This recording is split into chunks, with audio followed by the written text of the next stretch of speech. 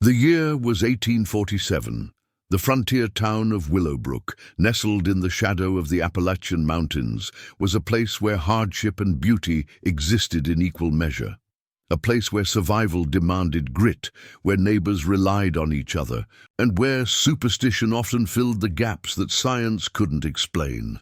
Before we jump back in, tell us where you're tuning in from, and if this story touches you, make sure you're subscribed because tomorrow I've saved something extra special for you. Into this world stepped Sarah Blackwood, a midwife whose healing hands had delivered nearly every child born in Willowbrook over the past decade. The townsfolk called her a blessing, until the day the babies started being born with strange, identical marks upon their skin. That's when the whispers began. When the glances turned suspicious, when the word witch first passed through trembling lips, what happened next would test the limits of fear, faith, and reason in a community balanced on the knife's edge between the old world and the new. This is the forgotten story of a woman who faced the darkness of human fear and the extraordinary truth that eventually came to light. The first snowfall of winter blanketed Willowbrook in white as Sarah Blackwood made her way down the town's main street. Her weathered leather satchel swung at her side, filled with herbs, tinctures, and the tools of her trade. At 36, Sarah carried herself with quiet confidence, her dark brown hair tucked beneath a simple bonnet, her blue eyes alert and observant. She nodded to Mrs. Miller sweeping her porch and tipped her head respectfully to Reverend Thompson as he hurried past, Bible clutched to his chest. The Reverend returned her greeting with a tight smile. Though he had never openly opposed her work, Sarah knew he found her methods unorthodox. A woman who wielded knowledge of herbs and childbirth existed in an uneasy space between respected healer and suspicious outsider. Sarah had come to Willowbrook 12 years ago, apprenticed to Martha Jenkins, the town's previous midwife. When Martha passed, Sarah inherited not just her mentor's practice, but also her small cabin at the edge of town, perched between civilization and wilderness, a fitting location for a woman who straddled similar boundaries. As she approached the Carson homestead, Sarah took a deep breath. Eliza Carson had been in labor since midnight, according to the breathless young boy who'd pounded on Sarah's door before dawn. This would be Eliza's first child, and first births were always unpredictable. Thomas Carson greeted her at the door, his face pale with worry. "Miss Blackwood, thank the Lord you've come. Eliza's been calling for you." "I came as quickly as I could, Mr. Carson. How is she faring?" "The pains are coming faster now. Her mother is with her, but—" He lowered his voice. "There's been blood." Sarah nodded calmly, though her mind was already racing through possibilities. "Some bleeding is normal, Mr. Carson. I'll see her now." The bedroom was stifling, the windows sealed against the winter cold, the air heavy with the scent of sweat and fear. Eliza Carson lay on the bed, her nightgown soaked through, her young face contorted in pain. Her mother, Margaret Wilson, sat beside her, mopping her daughter's brow with a damp cloth. "Sarah's here now, darling," Margaret said, relief evident in her voice. "She'll help bring your baby safely into this world." Sarah set her satchel down and quickly washed her hands in the basin by the bed, a practice that had earned her odd looks when she first insisted upon it with every birth. Martha had taught her this, saying it was knowledge passed down from a physician she'd once known back east. "Cleanliness keeps the childbed fever at bay," Martha had said, and Sarah had never questioned it. After examining Eliza, Sarah smiled reassuringly. "Your baby is positioned well, and you're progressing nicely. The bleeding isn't concerning, but I'll prepare a tea to help strengthen you." As Sarah worked, mixing dried raspberry leaf with a pinch of yarrow, she kept up a steady stream of calm instructions. The hours passed in a rhythm as old as humanity itself: pain, pressure, rest, repeat. Sarah guided Eliza through it all, her voice never wavering, her hands sure. When the baby finally slipped into the world just after sunset, the room filled with the lusty cries of new life. "A healthy boy," Sarah announced, quickly cleaning the infant's airways and placing him on Eliza's chest. Thomas, who'd been pacing in the hallway, was called in to see his son. His face transformed with wonder as he beheld the tiny, red-faced creature nestled against his wife's breast. "He's perfect," he whispered, brushing a finger against his son's cheek. But as Sarah cleaned and swaddled the baby, she noticed something unusual, a small, crescent-shaped mark behind the infant's left ear. It wasn't a bruise or a birthmark as she'd seen before. This was different, almost like a tiny brand upon the skin, perfectly formed in the shape of a crescent moon. Sarah frowned slightly but said nothing. Unusual markings on newborns weren't uncommon, most faded with time. She finished her work, prepared a nourishing broth for Eliza, and gave instructions for the care of both mother and child in the days to come. As she left the Carson home that evening, snowflakes dancing in the light of her lantern, Sarah put the strange mark from her mind. It was curiosity, nothing more. She couldn't have known it was just the beginning. 2 weeks later, Sarah was called to the Tucker farm on the outskirts of town. Rebecca Tucker's labor had begun a month earlier than expected, and her husband James had ridden through the night to fetch Sarah. The birth was difficult. Rebecca was a slight woman, and the premature labor taxed her strength to its limits. For hours, Sarah thought she might lose either mother or child, or both. But as dawn broke over the snow-covered fields, a tiny girl entered the world with a whisper rather than a cry. "She's breathing, but barely," Sarah told the exhausted parents as she worked quickly to stimulate the infant. "She's early, but she's fighting." Sarah stayed with the family for 3 days, sleeping in short bursts beside the cradle, waking to ensure the baby was still breathing, showing Rebecca how to coax the reluctant infant to nurse. By the 3rd day, the tiny girl's grip on life had strengthened, and Sarah finally allowed herself to believe the child would survive.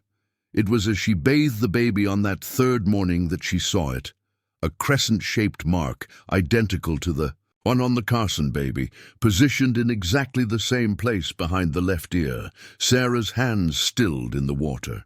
Once was happenstance, twice was what? She examined the mark more closely.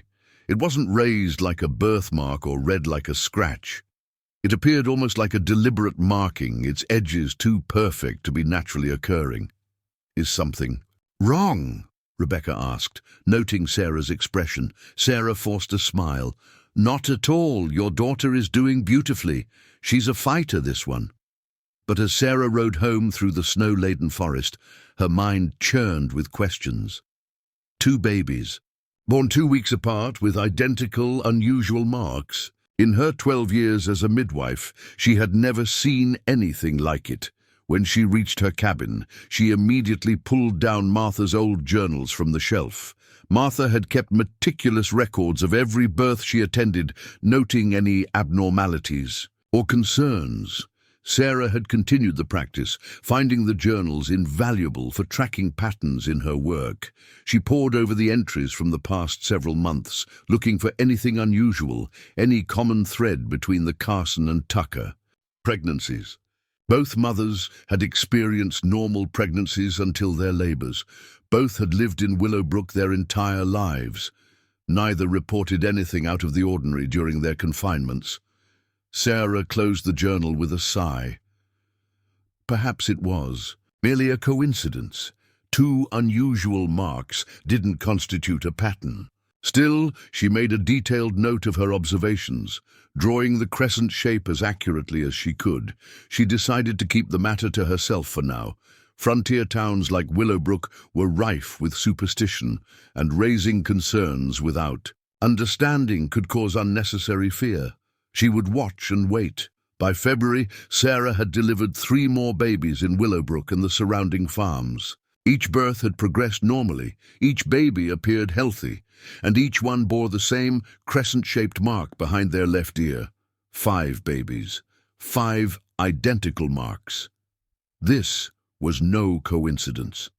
Sarah's concern deepened when she visited the Carson home for a routine check on Eliza and her now 2-month-old son, William. The mark that Sarah had expected to fade with time remained as distinct as the day he was born. "Have you noticed this mark behind William's ear?" Sarah asked carefully as she examined the thriving infant. Eliza nodded, a shadow crossing her face. "Thomas says it's just a birthmark, but—" She lowered her voice. "My mother says she's never seen it like this before." "Has William been well otherwise? Feeding properly, sleeping as expected?" "Oh yes, he's a wonderful baby. Hardly cries at all, except—" Eliza hesitated. "Except?" Sarah prompted gently. "It's probably nothing, but sometimes he cries when there's nothing wrong. Not hungry, not wet, just stares at the corner of the room and wails something fierce. Then it stops suddenly like nothing happened." Sarah made a non-committal sound, but inwardly her concern grew. She had heard similar stories from Rebecca Tucker about her daughter. Preparing and narrating this story took us a lot of time, so if you are enjoying it, subscribe to our channel. It means a lot to us. Now back to the story. As January turned to February and February to March, the whispers began. In a small town, secrets rarely remained so for long. The mothers talked, comparing notes about their children's unusual marks and odd behaviors. The stories reached the general store, the tavern, the church. Sarah first noticed the change in how people regarded her when she stopped at Miller's general store for supplies. Conversations halted when she entered. Mrs. Miller, usually chatty, was curt and avoided meeting her eyes. When Sarah reached for a jar of honey, the woman beside her stepped away quickly, as if avoiding contamination. Outside, she overheard 2 men talking in low voices. 5 babies now, all with the same mark, and they say little William Carson stares at things that ain't there. Unnatural, that's what it is. And who's the common thread? That Blackwood woman. She's at every birth. My grandmother would have called it witchcraft, plain and simple. Sarah quickened her pace, her cheeks burning. The accusation was absurd, but she knew how quickly absurdity could become accepted truth in isolated communities. Fear was a weed that needed little nourishment to grow. That Sunday, Reverend Thompson's sermon focused on Exodus, "Thou shalt not suffer a witch to live." Though he never once looked in Sarah's direction or mentioned the babies, the implication hung heavy in the air. Several pews remained conspicuously empty. The families with the marked children had not attended. After the service, Sarah approached Reverend Thompson directly. "Your sermon held quite an edge today, Reverend," she said quietly. His expression was guarded. "The Lord's word is always relevant, Miss Blackwood, especially in times of unusual occurrences. If you're referring to the birthmarks, I assure you there's a natural explanation." "Is there?" His eyes were cold. 5 children, all born under your hands, all marked in the same way.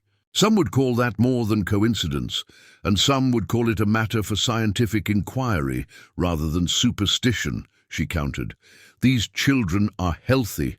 They're normal in every other way." "Are they?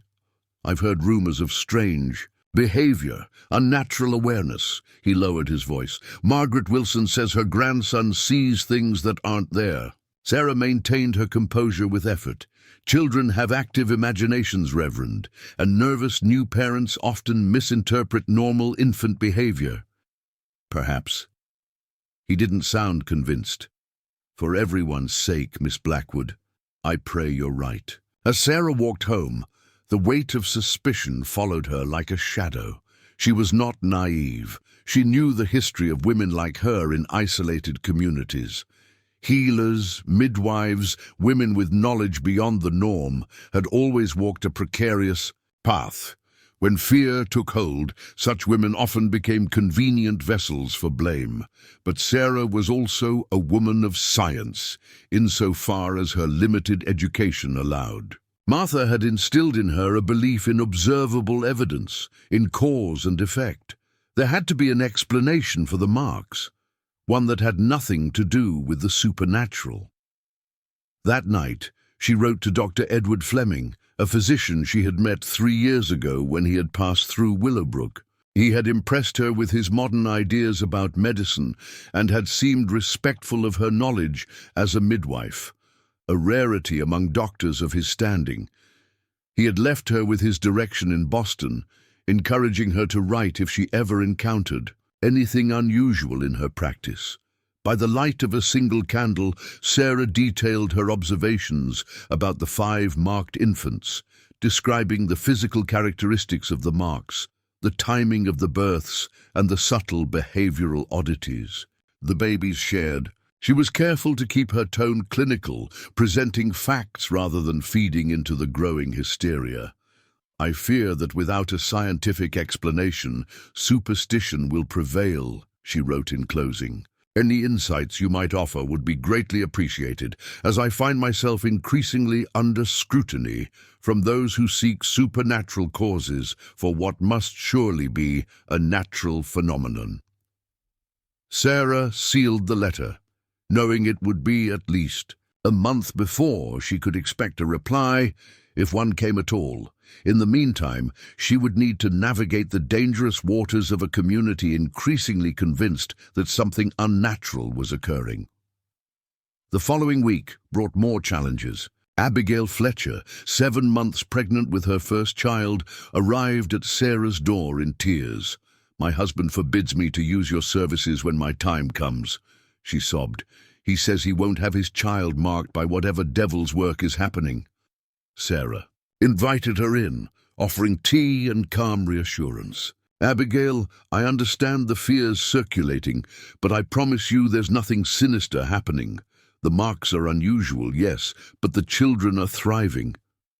"But why are they all the same, and always in the same place?" Abigail's hands trembled around her cup. "Mrs. Wilson says her grandson William cries at empty corners and laughs at nothing. And the Tucker baby. Rebecca says she'll stop feeding suddenly and stare at the ceiling like she's seeing angels." Sarah chose her words carefully. "Babies have unique ways of experiencing the world. What seems strange to us may be perfectly normal development. As for the marks, I'm consulting with a physician in Boston. I believe there will be a medical explanation." "I want to believe you."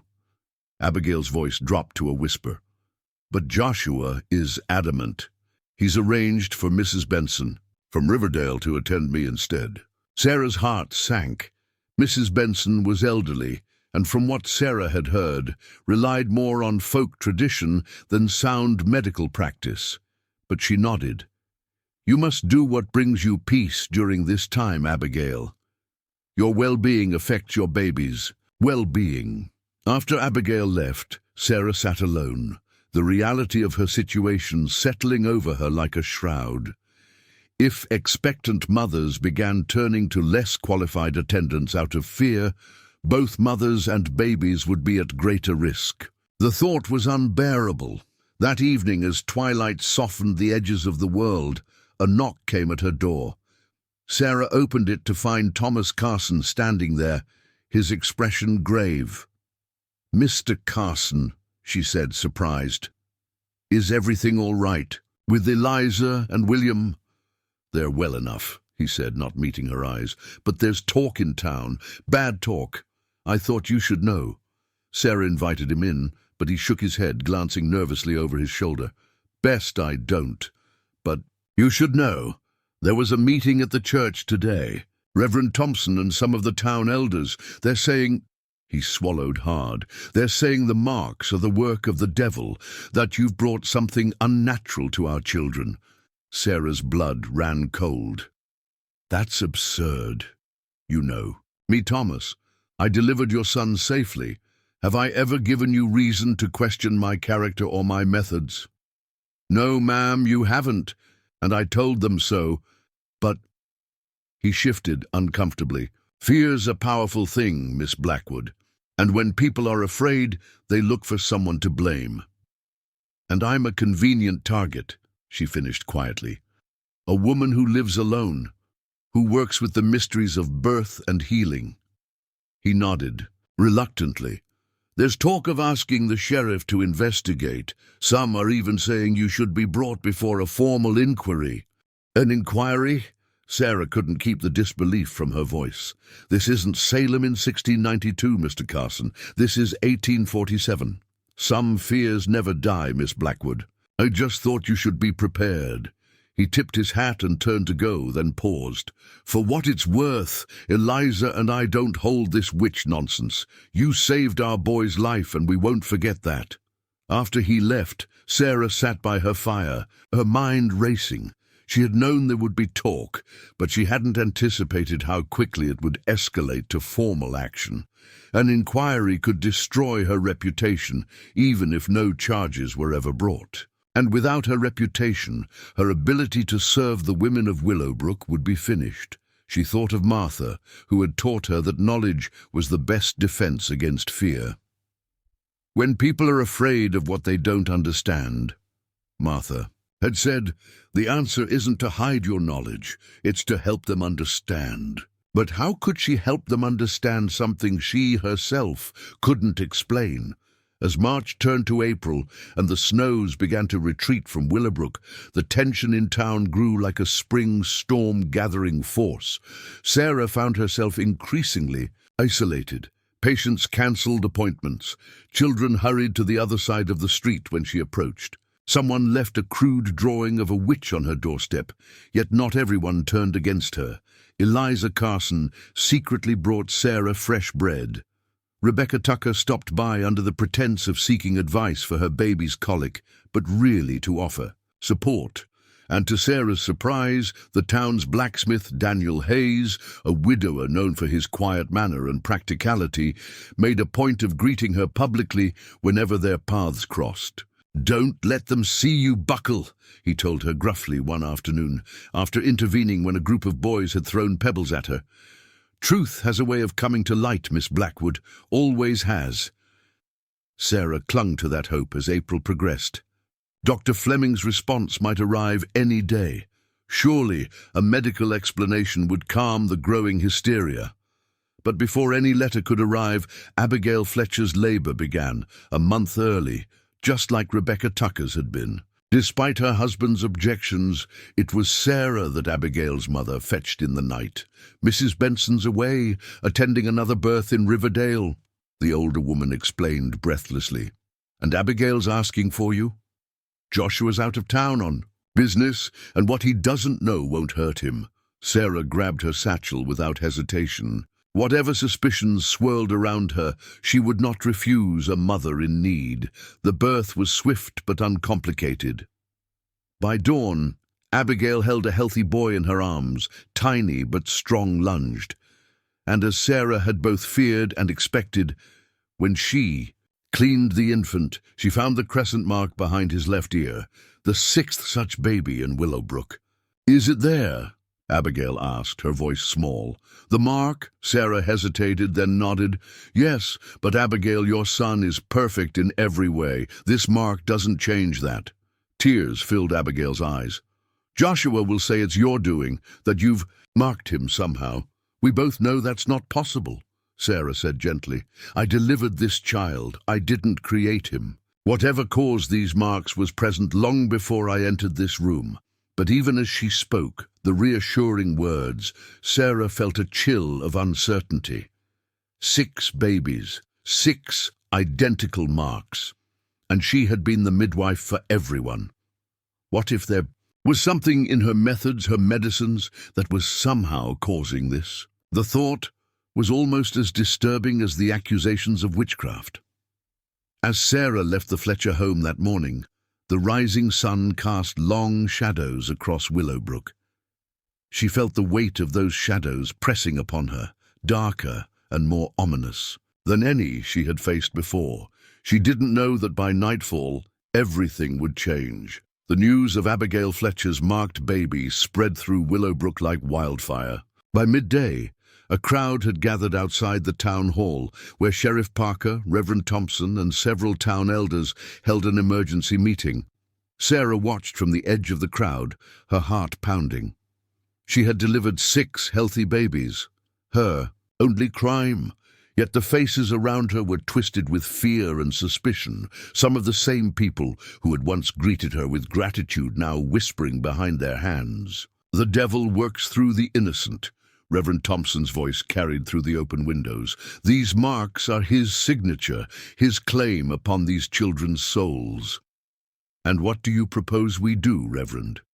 That was Sheriff Parker, a pragmatic man in his 50s who had always treated Sarah with respect. "We can't exactly accuse a woman of witchcraft in this day and age, can't we?" Another voice that Sarah recognized as belonging to Ezekiel Whitmore, one of the wealthier landowners in the area.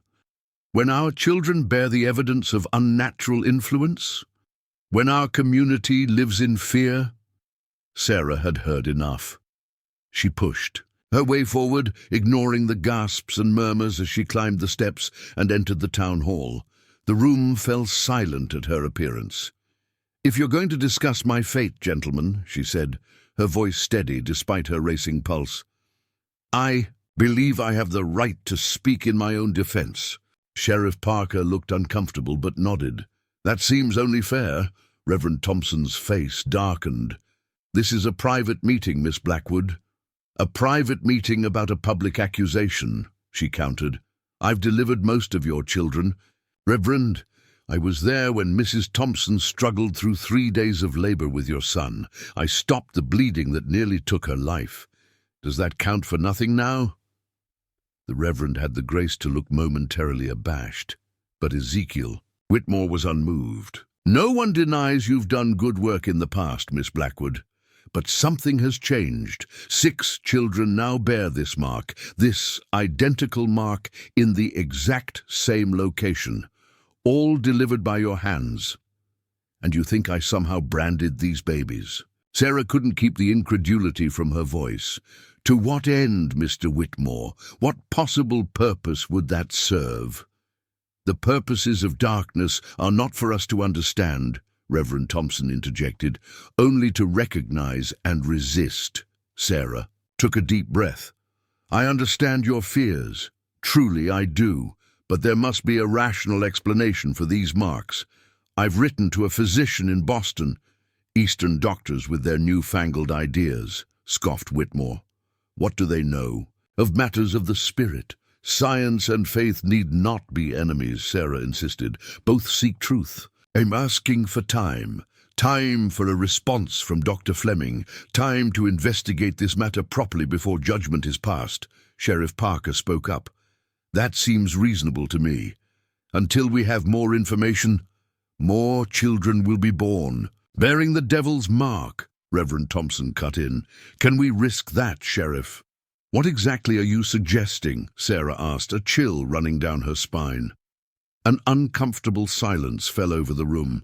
Finally, Ezekiel Whitmore spoke. "At minimum, you should be prevented from attending any more births until this matter is resolved." "And who will attend them instead?" "Mrs. Benson from Riverdale, who believes bleeding a woman during childbirth strengthens her constitution." Sarah shook her head. "You'd put mothers and babies at risk based on superstition. Better physical risk than spiritual corruption," Reverend Thompson said firmly. Sheriff Parker held up his hands. "Let's not get ahead of ourselves. No formal charges have been brought against Miss Blackwood. For now, I suggest we give her 2 weeks. Time for a response from Boston. Time for cooler heads to prevail." He looked around the room.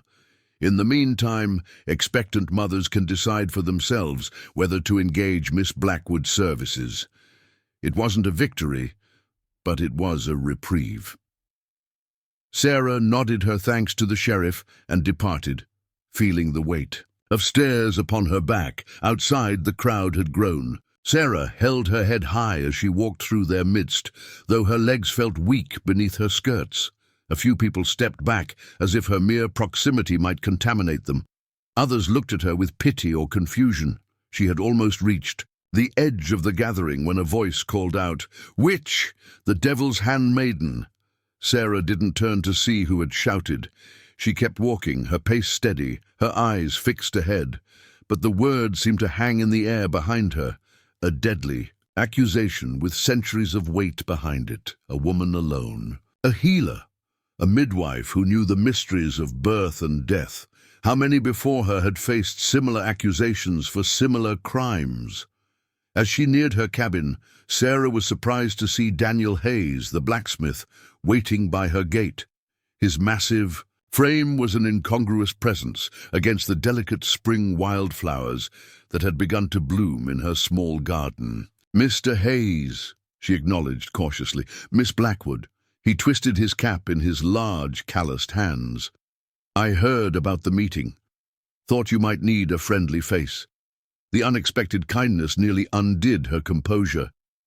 "That's very thoughtful of you.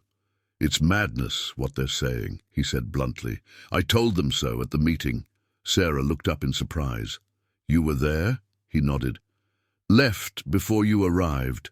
Couldn't stomach any more of Whitmore's ranting." He hesitated. "My late wife, Emily, you helped her through 2 miscarriages before we lost her in the 3rd. You were kind when others just told her to try again. I don't forget things like that." Sarah remembered Emily Hayes, a gentle woman who had yearned desperately for a child. Her 3rd pregnancy had ended in catastrophic bleeding that not even Sarah could stop. "She was a good woman, your Emily." "Yes, she was." He cleared his throat. "Anyway, I wanted you to know not everyone's lost their sense. Some of us still stand with you." "Thank you, Mr. Hayes. That means more than you know." After he left, Sarah entered her cabin and finally allowed the tears she'd been holding back. She wept not from fear, but from the injustice of it all. She had dedicated her life to bringing new life safely into the world, to easing suffering, to using the knowledge. Martha had passed to her, and now that very knowledge made her suspect. When her tears were spent, Sarah washed her face and began to think practically. 2 weeks wasn't much time. Dr. Fleming's response might not arrive before the deadline. She needed to investigate on her own, to find the connection between these marked babies that had nothing to do with her presence at their births. She pulled out her journal and began listing everything she knew about each case. William Carson, first child of Eliza and Thomas. Carson, born January 12, 1847, full-term birth. Mary Tucker, first child of Rebecca and James Tucker, born January 27, 1847, premature by approximately 4 weeks. Samuel Wilson, second child of Catherine and Joseph Wilson, born February 9, 1847, full-term birth. Emma Dawson, third child of Harriet and Charles Dawson, born February 24, 1847, full-term birth. Elizabeth Martin, first child of Grace and Peter Martin, born March 10, 1847, full-term birth. Jonathan Fletcher, first child of Abigail and Joshua Fletcher, born April 4, 1847, premature by approximately 4 weeks. Sarah stared at the list, looking for patterns. 4 firstborn children, 2 premature births. The dates were spaced apart fairly regularly. What connected these families? She began a new list, noting where each family lived, their professions, their history in Willowbrook. The Carsons ran the town's only inn. The Tuckers were farmers on the eastern edge of town. The Wilsons operated the mill. The Dawsons had the apothecary. The Martins were tenant farmers on Whitmore's land. The Fletchers owned the general store. No obvious connection emerged. The families came from different parts of town, different social standings, different occupations. Sarah frowned. What about the mothers? Had they shared any unusual experiences during pregnancy? Had they taken the same remedies, eaten the same foods? She reviewed her notes from each pregnancy. Nothing unusual stood out. Each woman had experienced the typical discomforts of pregnancy. Each had come to Sarah for routine care. She had prescribed Similar herbal remedies for common complaints: ginger for morning sickness, raspberry leaf tea to strengthen the womb, chamomile for sleep. The herbs. Could something in her remedies be causing the marks? But that made no sense. She'd been using the same herbs, gathered from the same places, for years without incident. And not every woman who took her remedies had given birth to a marked child. Sarah closed her journal with a sigh of frustration. The answer was eluding her, and time was running out. The next morning, a knock at her door revealed Rebecca Tucker, baby Mary bundled in her arms despite the spring warmth. "I shouldn't be here," Rebecca said, glancing nervously over her shoulder, as Sarah ushered her inside. "But Mary won't stop crying. Nothing I do helps, and with all this talk in town—" Her voice broke. "Some are saying the marked babies are cursed, that they'll bring misfortune to their families." "That's nonsense," Sarah said firmly, taking the fussing infant from Rebecca's tired arms. "Mary is a perfectly healthy baby who happens to have an unusual birthmark. But why does she stare at nothing? Why does she cry when everything is peaceful, then suddenly stop like she's seen something that satisfies her?" Sarah examined the baby carefully. Mary did indeed seem fixated on a point in the empty air, her eyes tracking something invisible. When Sarah moved between the baby and whatever she seemed to be watching, Mary's cries intensified. "Babies see the world differently than we do," Sarah said, though her scientific mind rebelled at the vagueness of the explanation. "Their senses are still developing." "The Dawson's baby does the same thing," Rebecca said. "Harriet told me, and William Carson." Too, a chill ran down Sarah's spine. One baby behaving oddly could be dismissed as individual temperament. 3 babies exhibiting identical behaviors was a pattern. "Has Mary been sleeping well?" Sarah asked, trying to focus on practical matters. "Hardly at all since the full moon." 3 nights ago," Rebecca admitted. "None of us have. She cries all night, staring at the corners of the room." The full moon. Sarah's mind caught on the details, the crescent marks, the full moon. Could there be a connection? "Rebecca, when exactly was Mary born?" "The exact time, if you recall." Rebecca looked surprised at the question. "Just after midnight. The kitchen clock had just struck 12 when she finally came into the world." "Why?" "And she was early, by about a month, correct?" "Yes. We weren't expecting her until late February." Sarah's mind was racing now. "Would you mind waiting here with Mary for a moment? I need to check something in my records." She hurried to her desk and pulled out her journal, flipping through the pages until she found her notes on Jonathan Fletcher's birth. Just after dawn, April 4th. She checked the lunar calendar Martha had kept, and she had continued to maintain, out of habit more than necessity. April 4th had been 3 days after the new moon. She quickly checked the dates of the other births against the lunar calendar. Each marked baby had been born within 3 days of either a full or new moon.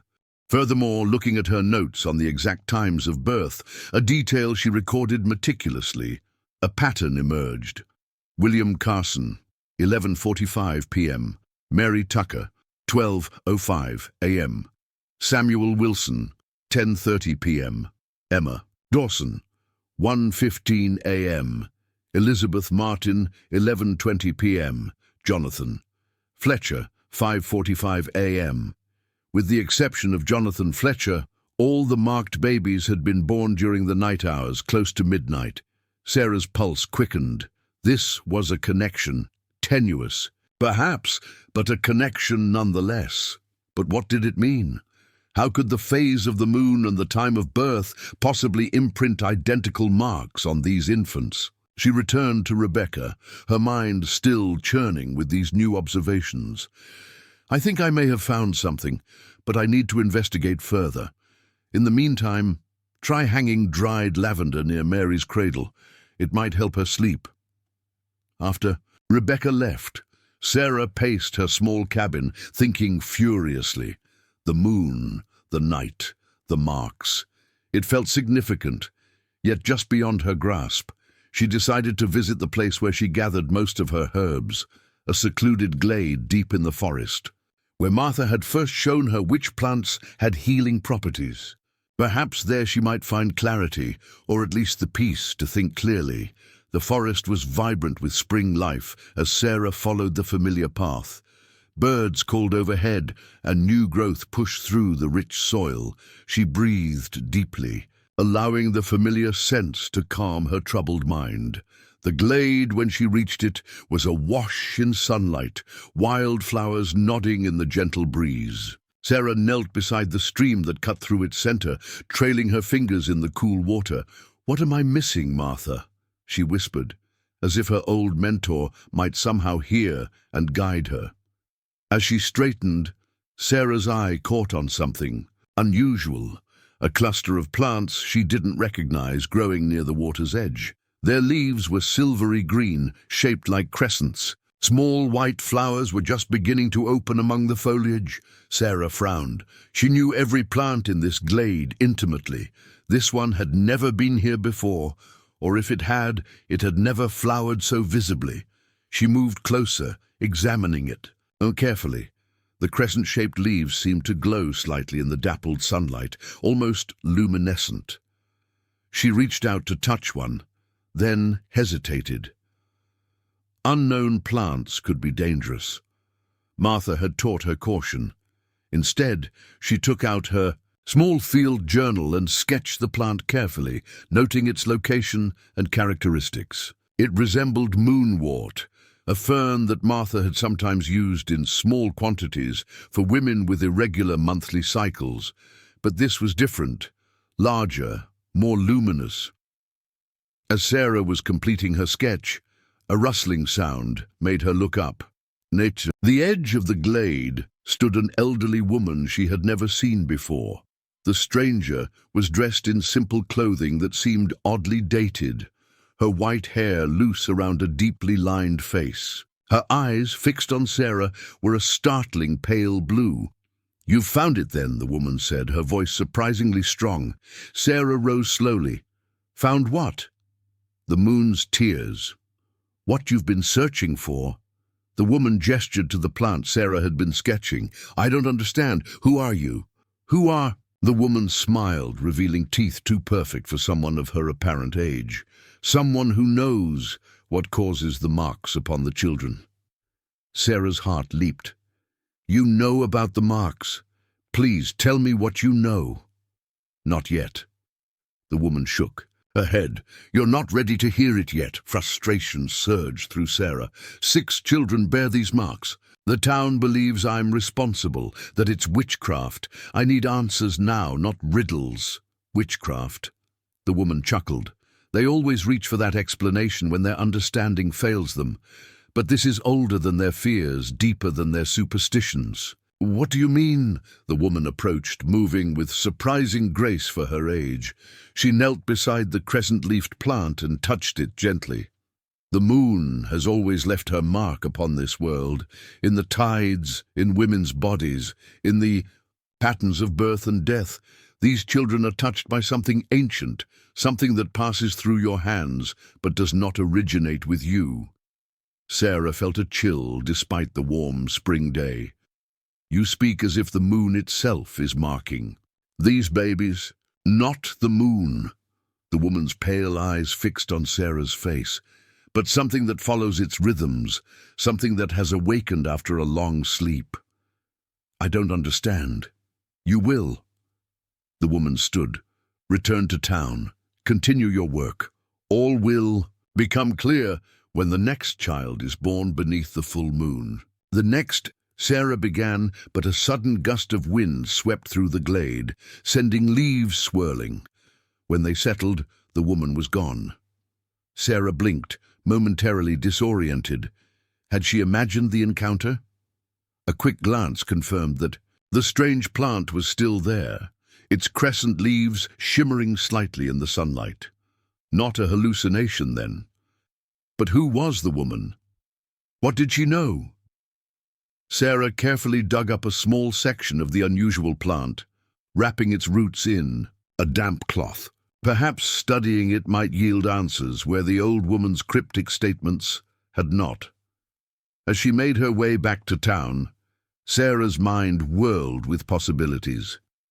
The full moon was 2 weeks away. According to town gossip, at least 3 women were due to give birth around that time. Would their babies also bear the crescent mark? And if they did, would the town's patience finally snap? Sarah quickened her pace, the bundle of mysterious plants secure in her satchel. Time was running out, and the answers she sought seemed to be wrapped in even deeper mysteries. What she couldn't know was that the key to understanding everything, the marks, the baby's strange behavior, the mysterious woman, was about to arrive in Willowbrook in the most unexpected form. The stagecoach arrived in Willowbrook 2 days later, bringing with it mail, supplies, and a single passenger who stepped down into the muddy main street with evident distaste. Dressed in a well-tailored black coat and carrying a leather physician's bag, the man stood out against Willowbrook's rustic backdrop like a hawk among sparrows. Dr. Edward Fleming surveyed the town with keen grey eyes, his aquiline features set in an expression of weary determination. The journey from Boston had been long and uncomfortable, but Sarah Blackwood's letter had compelled his immediate attention. "Where might I find Miss Sarah Blackwood?" he inquired of the stagecoach driver as his trunk was unloaded. The driver's friendly demeanor cooled noticeably. "The midwife? She keeps to herself these days. Cabin at the edge of town, just beyond the creek." He hesitated. "If you're in need of medical attention, sir, the Dawson Apothecary might be more reputable option." Dr. Fleming raised an eyebrow. "I'll form my own opinions on matters of reputation, thank you. Miss Blackwood is a colleague." The driver shrugged and turned away, but not before Dr. Fleming caught his muttered comment, "Your funeral." Intriguing, Fleming thought. Sarah's letter had mentioned suspicion, but evidently the situation had deteriorated further than she'd indicated. He arranged for his trunk to be taken to the inn and set off toward the edge of town, his physician's bag in hand. The path to Sarah's cabin took him past homes where children were quickly ushered inside at his approach.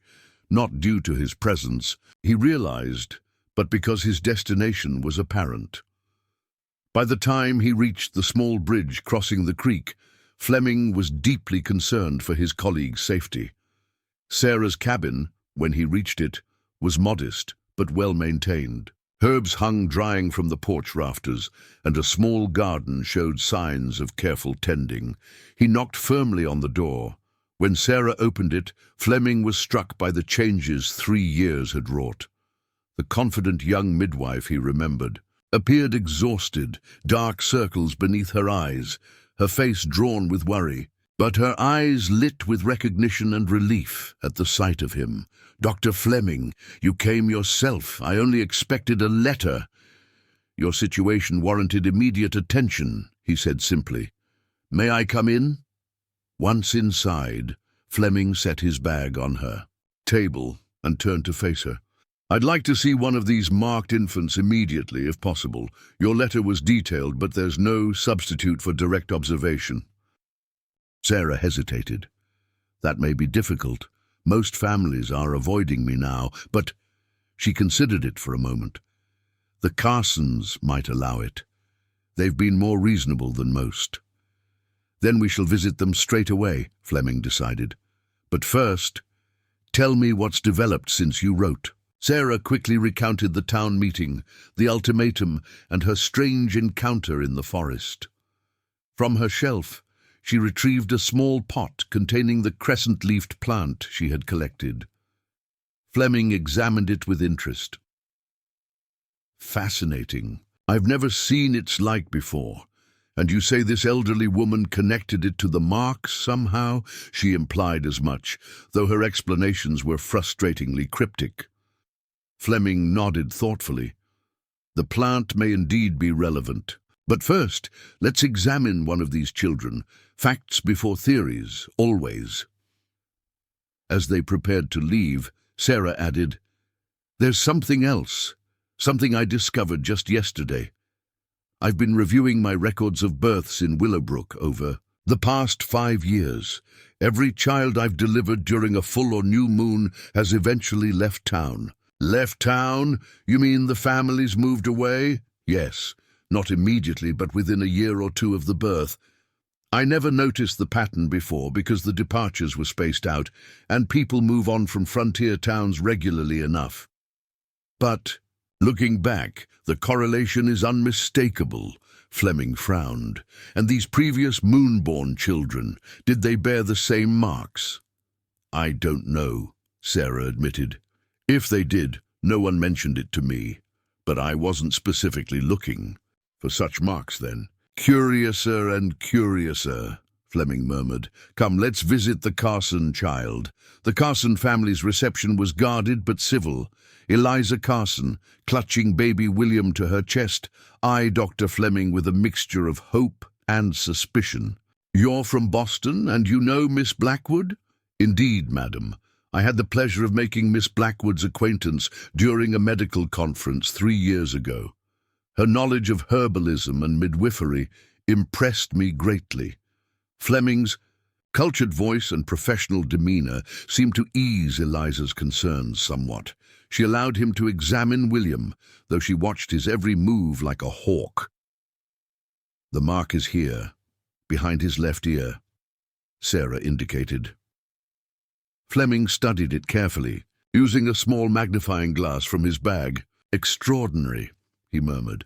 "The precision is remarkable, almost like a deliberate etching rather than a natural formation." He looked up at Eliza. "Has the mark changed at all since birth? Faded or grown?" "No, sir. It remains exactly as it was."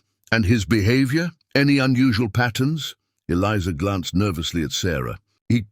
He sees things that aren't there, especially at night or during the full moon." "Fascinating." Fleming made notes in a small journal. "With your permission, Mrs. Carson, I'd like to take a small skin sample from near, not on, the mark. It would be painless and would help our investigation immensely." After securing Eliza's reluctant permission, Fleming collected the sample and asked several more questions about William's birth and subsequent development. As they prepared to leave, Thomas Carson returned home from his work at the inn. "Doctor, Fleming is investigating the marks," Eliza explained to her husband. Thomas nodded stiffly. "Any conclusions yet, Doctor?" "Far too early to say," Fleming replied, "but I can state with certainty that whatever caused these marks is not witchcraft. It's a phenomenon with a natural explanation, though one that may be beyond our current understanding." Thomas seemed to relax slightly. "That's what I've been saying all along, though fewer and fewer are listening these days." "The Reverend has been preaching against me every Sunday," Sarah explained to Fleming as they walked back toward her cabin. "And Ezekiel Whitmore has been hosting gatherings at his home, gatherings focused on the corrupting influence of unsanctioned medicine, according to my few remaining allies. Ignorance and fear," Fleming said dismissively. "Throughout history, science has been persecuted by those who prefer comfortable superstition to uncomfortable questions." He paused. "However, we must be practical. How much time remains before your deadline?" 10 days. Then we shall have to work quickly." Back at Sarah's cabin, Fleming set up a makeshift laboratory on her kitchen table. From his bag, he produced a small microscope, various chemicals, and delicate instruments that Sarah had seen only in medical textbooks. "The skin sample first," he murmured almost to himself. "Then we'll examine this unusual plant of yours." Sarah watched in fascination as Fleming prepared slides, applied stains, and peered intently through his microscope. The afternoon stretched into evening as he worked methodically, occasionally making notes or asking Sarah questions about the local environment, water sources, and native plants. "Remarkable," he said finally, straightening from his microscope. "The skin cells around the mark show unusual properties. a faint luminescence similar to that exhibited by your crescent plant. I'd need more sophisticated equipment to analyze it properly, but there appears to be some foreign substance embedded in the skin. A substance? Like dye or pigment? Not exactly. Fleming rubbed his eyes tiredly. More like minute particles, of an unknown material, almost like... He hesitated. Almost like fine grains of sand that somehow emit their own light. Sarah frowned. How could such a thing happen? And why would it form a perfect crescent shape? That is the question, isn't it? Fleming began preparing a slide with a sample from the crescent plant. Let's see if this provides any answers. Night had fallen by the time Fleming completed his examination of the plant.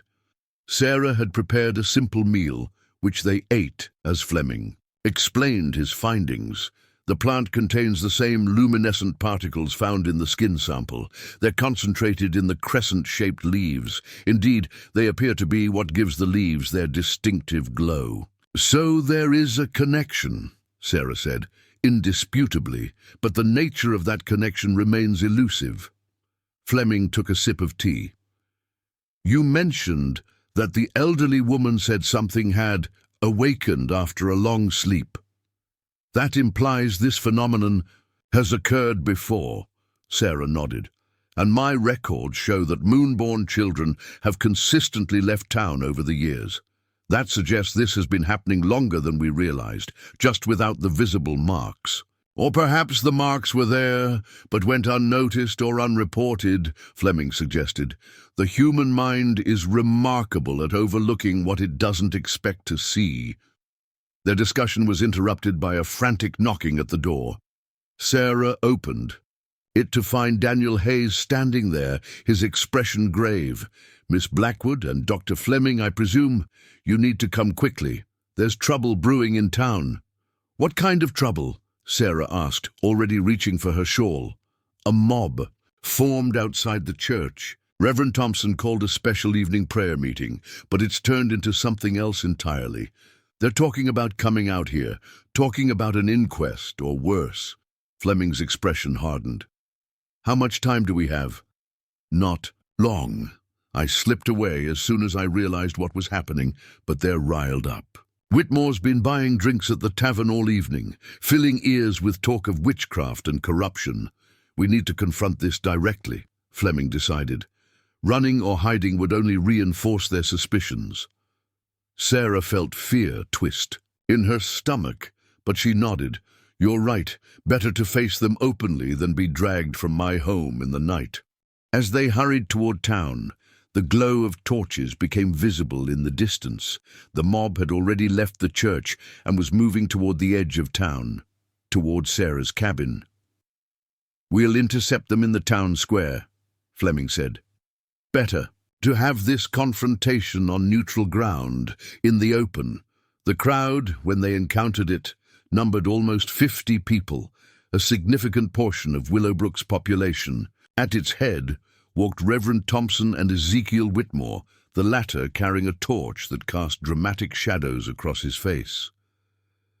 The sight of Sarah and Dr. Fleming approaching from the direction of town, rather than fleeing from her cabin, momentarily confused the mob.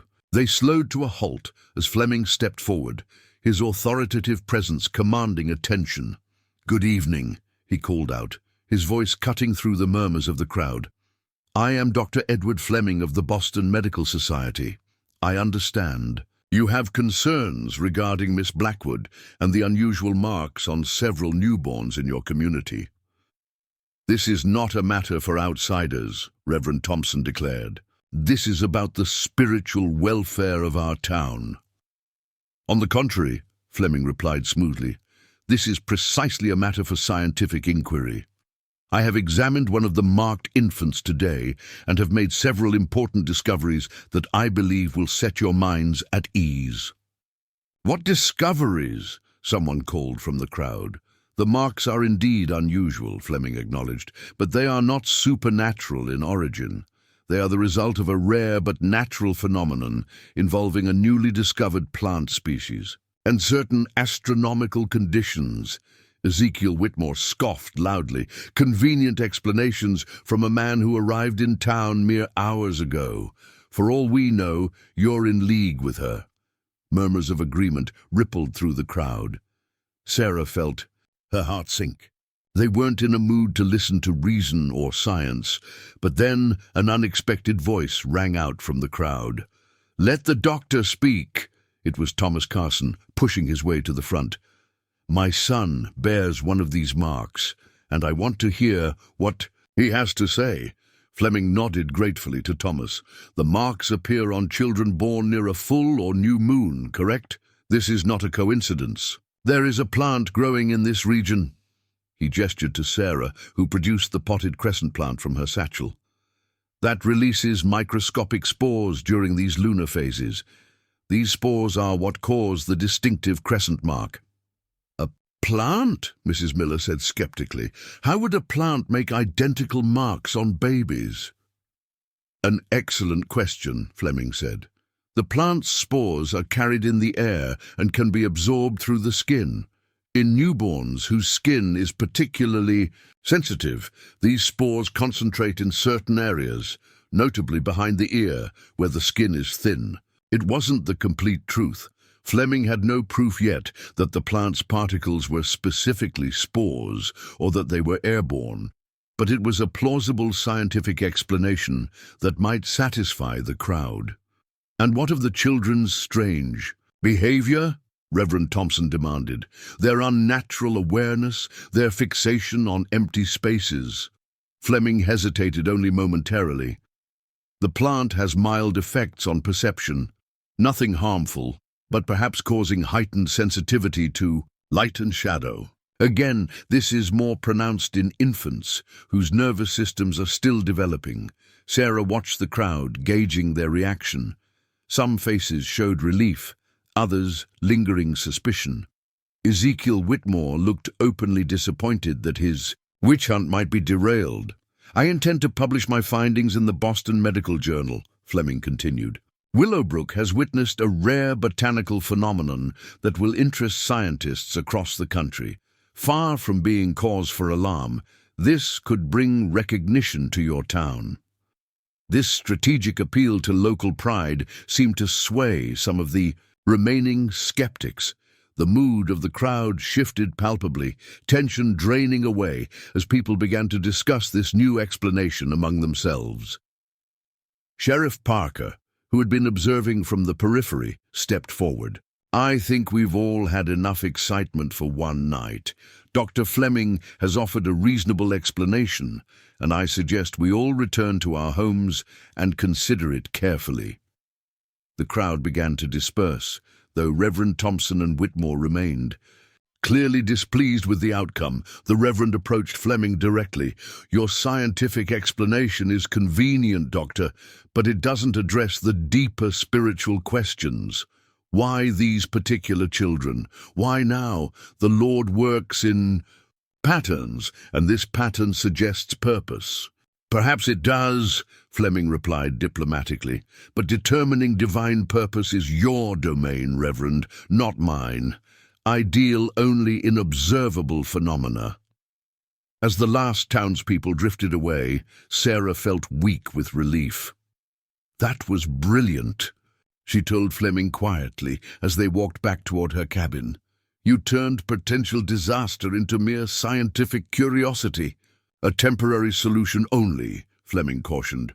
"I bought us time, nothing more. My explanation, while plausible, is largely conjecture. We still don't understand the true nature of these marks or their purpose, if indeed they have one." "The full moon is in 4 days," Sarah noted. "At least 3 women are due to give birth around that time." "Then we must hope for answers before then," Fleming said grimly. "Because if more marked babies appear, the town's fears will resurface. And next time, they may not be so easily assuaged by scientific theories."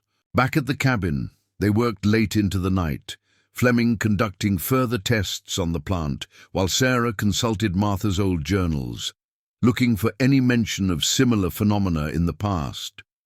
It was well past midnight when Sarah found something significant, A brief entry in Martha's hand from nearly 20 years earlier, April 18th, 1828. Attended birth of Elizabeth Whitmore's second child. Born under a full moon with the sky mark upon him. The third such birth this year. The pattern continues. They will come for them when the time is right, as they always have. Sarah read the entry aloud to Fleming, her voice shaking slightly. Elizabeth Whitmore, that would be Ezekiel Whitmore's wife, and they will come for them. Who is they? Fleming frowned deeply. More importantly, this confirms your suspicion that the phenomenon predates your arrival in Willowbrook. Martha Jenkins witnessed it as well, and she knew something about it, something she never shared with me. Sarah felt a pang of hurt that her mentor had kept such a secret. She called it the sky mark, not a birthmark or a witch's mark. Sky mark, Fleming repeated thoughtfully. That suggests an origin beyond Earth, combined with the lunar connection. He was interrupted by a soft knock at the door, so faint that they both thought they might have imagined it. Sarah approached cautiously and opened it to find a boy no more than 10 years old, standing on her porch. Billy Peters, she said in surprise. What are you doing out at this hour? The boy's eyes were wide, his expression solemn. The lady in white sent me. She said to tell you to come to the old quarry at dawn. She says the others are returning, and you need to be there to witness it. The lady in white. Who? But the boy had already turned and disappeared into the darkness, leaving Sarah and Fleming to exchange bewildered glances. The old woman from the forest, Fleming suggested. Perhaps. Sarah closed the door slowly. The old quarry has been abandoned for years. It's about 2 miles north of town. Then we should prepare for an early expedition, Fleming decided. Whatever is happening in Willowbrook, it seems the answers await us at dawn. Neither of them slept that night. As the first grey light of dawn touched the eastern horizon, they set out north toward the abandoned quarry and whatever revelation awaited them there.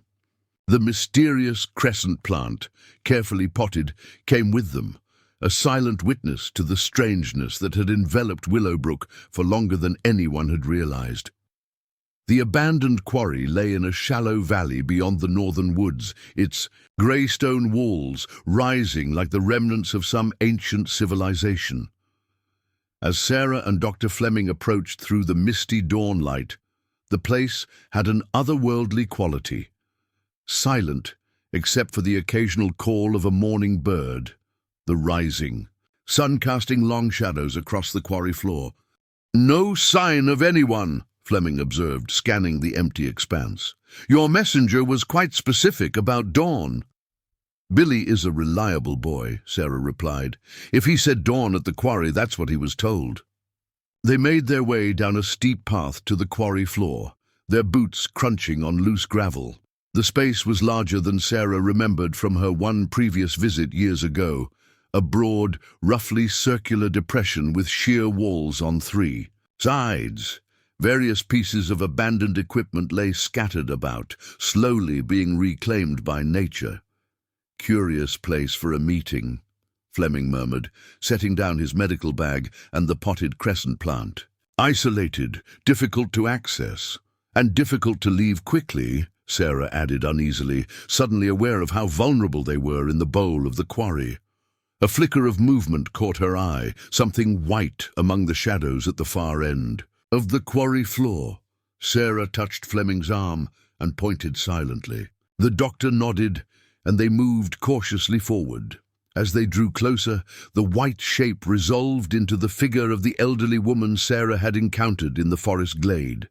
She stood perfectly still beside a large, flat stone that resembled an altar, her pale eyes watching their approach with an unnerving steadiness.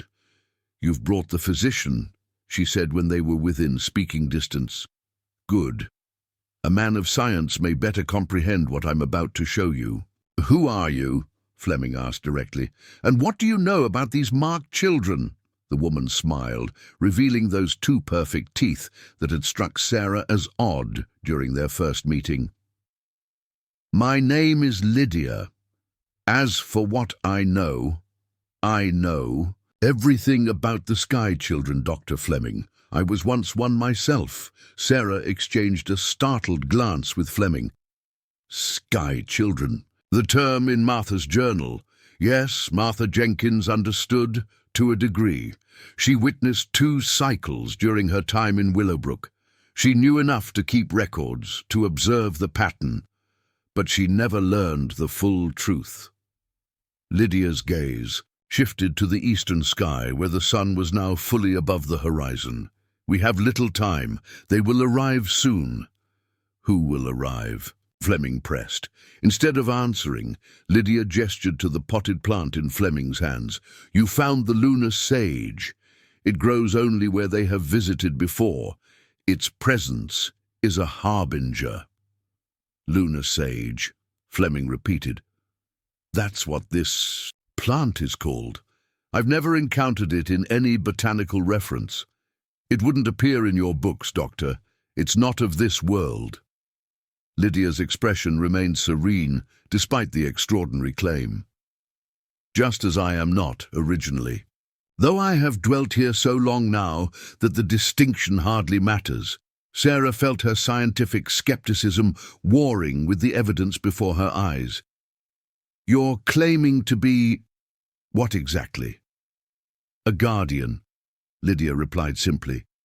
Left behind, to watch over the cycles, to ensure the children are protected until they can be gathered. Fleming's expression had grown increasingly incredulous. Madam, while I appreciate theatrical flair as much as any man, we are dealing with a serious scientific anomaly that has placed Miss Blackwood in considerable danger. If you have actual information regarding these marks... He was interrupted by a sound like rushing wind, though the air around them remained still. A vibration ran through the quarry floor, causing small stones to dance and shift. Above them, the sky, clear blue moments before, suddenly rippled like the surface of a pond disturbed by a thrown stone. They're here, Lydia said calmly. The rippling intensified, focused on a point directly above the center of the quarry. The air seemed to fold inward, creating a shimmering distortion that grew until it was perhaps 20 feet across. Within this distortion, stars became visible despite the morning sunlight, impossibly bright stars arranged in unfamiliar constellations. Sarah grabbed Fleming's arm, her mind struggling to process what they were witnessing. Edward! Atmospheric. Phenomenon, he muttered, though his voice lacked conviction. Light refraction through unusual atmospheric conditions. The stellar distortion descended slowly toward the quarry floor. As it neared the ground, a figure became visible within. It tall, slender, with a luminescence that made direct observation difficult. The figure stepped from the starry portal onto the quarry floor, and the distortion contracted behind it, shrinking to a small point of light that hovered like a miniature star before disappearing with a soft pulse. The being, for it was clearly not human, stood perhaps 7 feet tall, its body proportioned similarly to a human's, but impossibly slender. Its skin emitted a faint silvery glow. And where a human would have had hair, this being had what appeared to be filaments of light that moved gently, as if under water. Its eyes were large, entirely silver, with no visible pupils. Most striking of all was the crescent-shaped mark that adorned its forehead, identical to those found behind the ears of Willowbrook's marked babies. Sarah found herself unable to move or speak, her scientific worldview crumbling in the face of the impossible. Beside her, Fleming stood equally transfixed, his knuckles white as he clutched his medical bag. The being regarded them with its silver eyes before speaking in a voice that seemed to bypass their ears entirely, resonating directly in their minds. We apologize for the distress our children have caused your community. The words formed with perfect clarity in Sarah's consciousness, accompanied by a sense of gentle regret. She struggled to find her voice. Your children? Those you have delivered, bearing our mark. They are of mixed heritage, born of your world and ours. Fleming somehow managed to maintain his scientific composure. You're claiming these infants are hybrids between humans and whatever your species is? Not in the way you might imagine. The being communicated. We do not reproduce as you do. Our essence sometimes merges with human children conceived during certain celestial alignments. The process is rare and entirely natural. But why? Sarah asked. Why here? Why these particular children? The being turned its silver gaze to Lydia, who stepped forward. The veil between worlds is thin here, she explained. It always has been. The quarry sits upon a convergence point, a place where our world and theirs naturally touch. We have been visiting this region for many human generations. Occasionally, our essence merges with a developing human child, creating one who bears aspects of both worlds.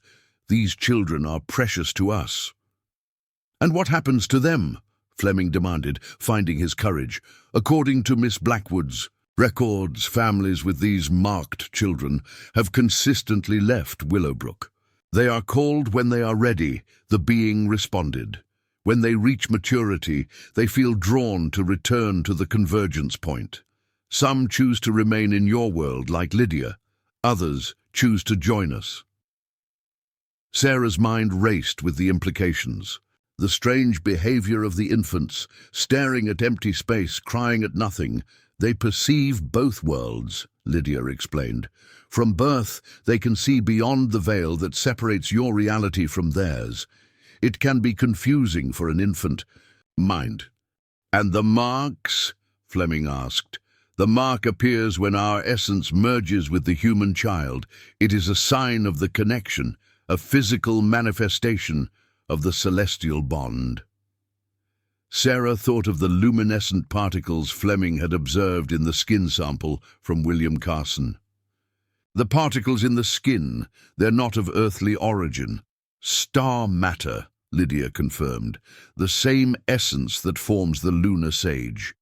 Fleming shook his head, struggling against his ingrained skepticism. This defies all scientific understanding. You're asking us to believe that beings from another dimension, planet, have been secretly interbreeding with humans in Willowbrook for generations. Not interbreeding, being corrected gently. Merging, and not secretly. We have always had guardians like Lydia to watch over the process, to protect the children until they can understand their nature. Martha knew, Sarah realized suddenly. That's why she kept records of the moon births. She was helping to track the children. Lydia nodded. Martha was not a guardian, but she was a friend to our cause. She understood enough to help without asking too many questions. And the recent increase in marked babies, Fleming pressed. 6 in the span of a few months is hardly the subtle pattern you're describing. The being's silver eyes seemed to dim. Slightly, an unusual celestial alignment has made the veil particularly thin. More of our essence has crossed through than is typical. It was not intentional. And now the town is on the verge of hysteria, Sarah said. People are calling it witchcraft, blaming me, which is why we've chosen to reveal ourselves now, Lydia interjected. The cycle has been disrupted. Too many children born too quickly have drawn unwanted attention. We can help restore balance, the being offered. We can adjust the perception of your townspeople, not to control them, but to ease their fears, to help them find rational explanations for what they have witnessed. Fleming narrowed his eyes. Mind control, gentle guidance, being corrected. Humans naturally seek logical explanations. We can simply help them find ones that satisfy them without causing harm to the marked children or their families. And what happens to the children? Sarah asked. Will you take them now? No. They must grow normally, make their own choices when they reach maturity. We merely wish to protect them, and you, from the fear that threatens to consume your community. Sarah considered the offer. The thought of supernatural beings manipulating the minds of Willowbrook's residents was unsettling. Yet the alternative, a community consumed by fear, potentially turning to violence, was worse. "If you can truly ease the situation without harm," she said slowly, "I won't object, but I need to understand everything. No more secrets, no more cryptic messages. If I'm to continue delivering these special children, I need to know exactly what I'm part of." The being inclined its luminous head. "A reasonable request. Lydia will share all necessary knowledge with you. You have been chosen, Sarah Blackwood, not by accident but by design. Your hands have brought our children safely into your world because you possess qualities we value: compassion, wisdom, and an open mind." "And me?" Fleming asked. "What role do I play in this extraordinary scenario?" "The voice of science," the being replied, "the bridge between supernatural perception and rational understanding. Your presence here was also by design. Sarah's letter reaching you was no coincidence." Fleming looked troubled by this revelation. "You influenced my decision to come here?" "We merely ensured the letter found you at a receptive moment. The decision was entirely yours." A sound like distant chimes filled the air, and the being looked upward. "Others await my return. The adjustment to your community will begin today. By tomorrow, the fears will have subsided, replaced by a more benign curiosity about the marks." "Just like that?" Sarah asked skeptically. "It has worked before," Lydia assured her. "Many times throughout history, in many communities like yours. Why do you think witch trials eventually ended? Not because people suddenly became more rational, but because perceptions were gently guided towards scientific explanations." The air above them began to ripple again, the star-filled distortion reappearing. The being moved toward it, but paused to address them one final time. "Sarah Blackwood, you will continue to bring our children into your world. Edward Fleming, you will provide the scientific framework that allows their existence to be accepted. Together, you protect the bridge between worlds that has existed since before your town was founded." With that, the being stepped into the starry portal, which contracted rapidly and vanished with a soft pulse of light, leaving the quarry quiet in the morning sun. "This is madness," Fleming muttered after a long silence. "Complete madness." "Yet we both witnessed it," Sarah replied quietly. Lydia approached them, her expression serene. "Come, we have much to discuss, and it's better done somewhere more comfortable than this quarry. The town will soon awaken to a slightly different perspective on recent events. You should be present to guide that new understanding." As they climbed the path leading out of the quarry, Sarah glanced back at the spot where the being had stood.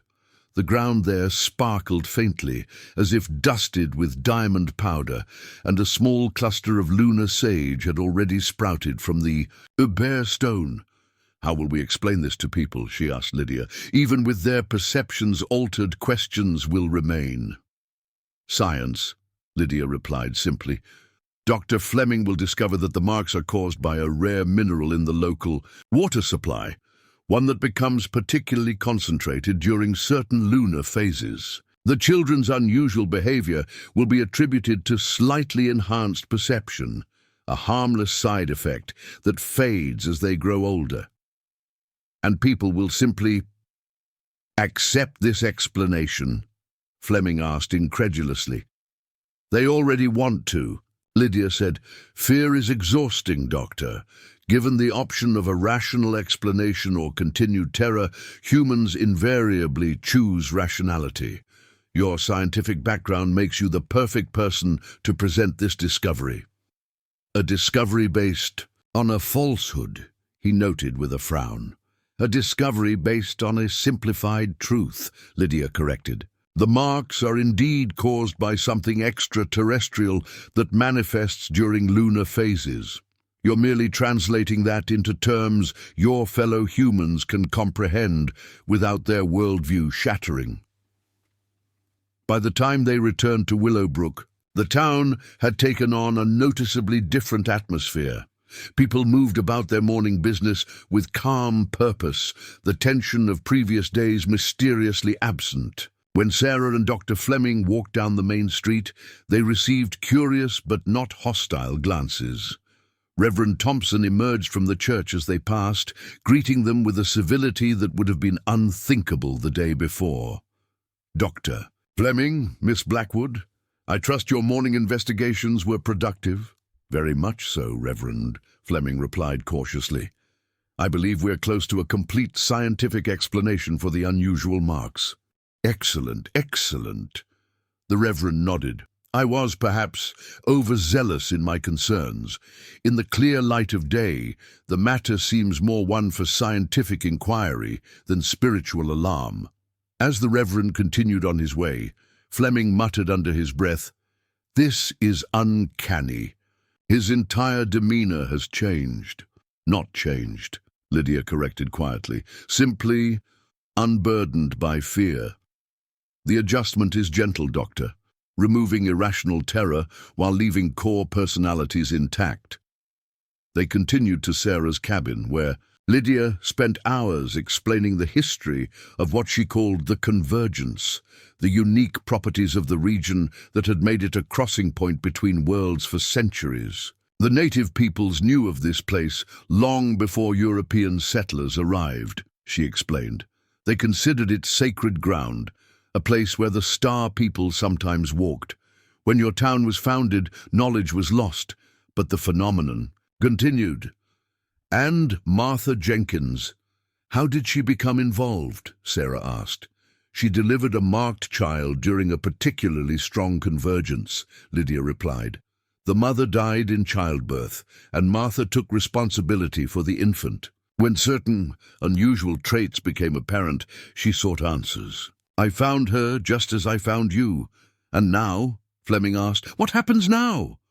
"Now you will present your scientific findings to the town.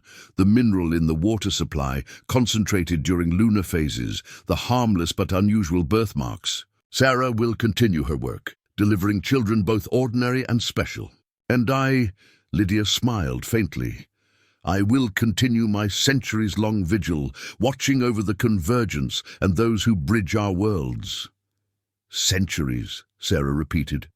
"How old are you exactly?" "I was born in what you would call 1577, in a village that no longer exists. I chose to remain in this world when my calling came, to serve as guardian for those who would follow."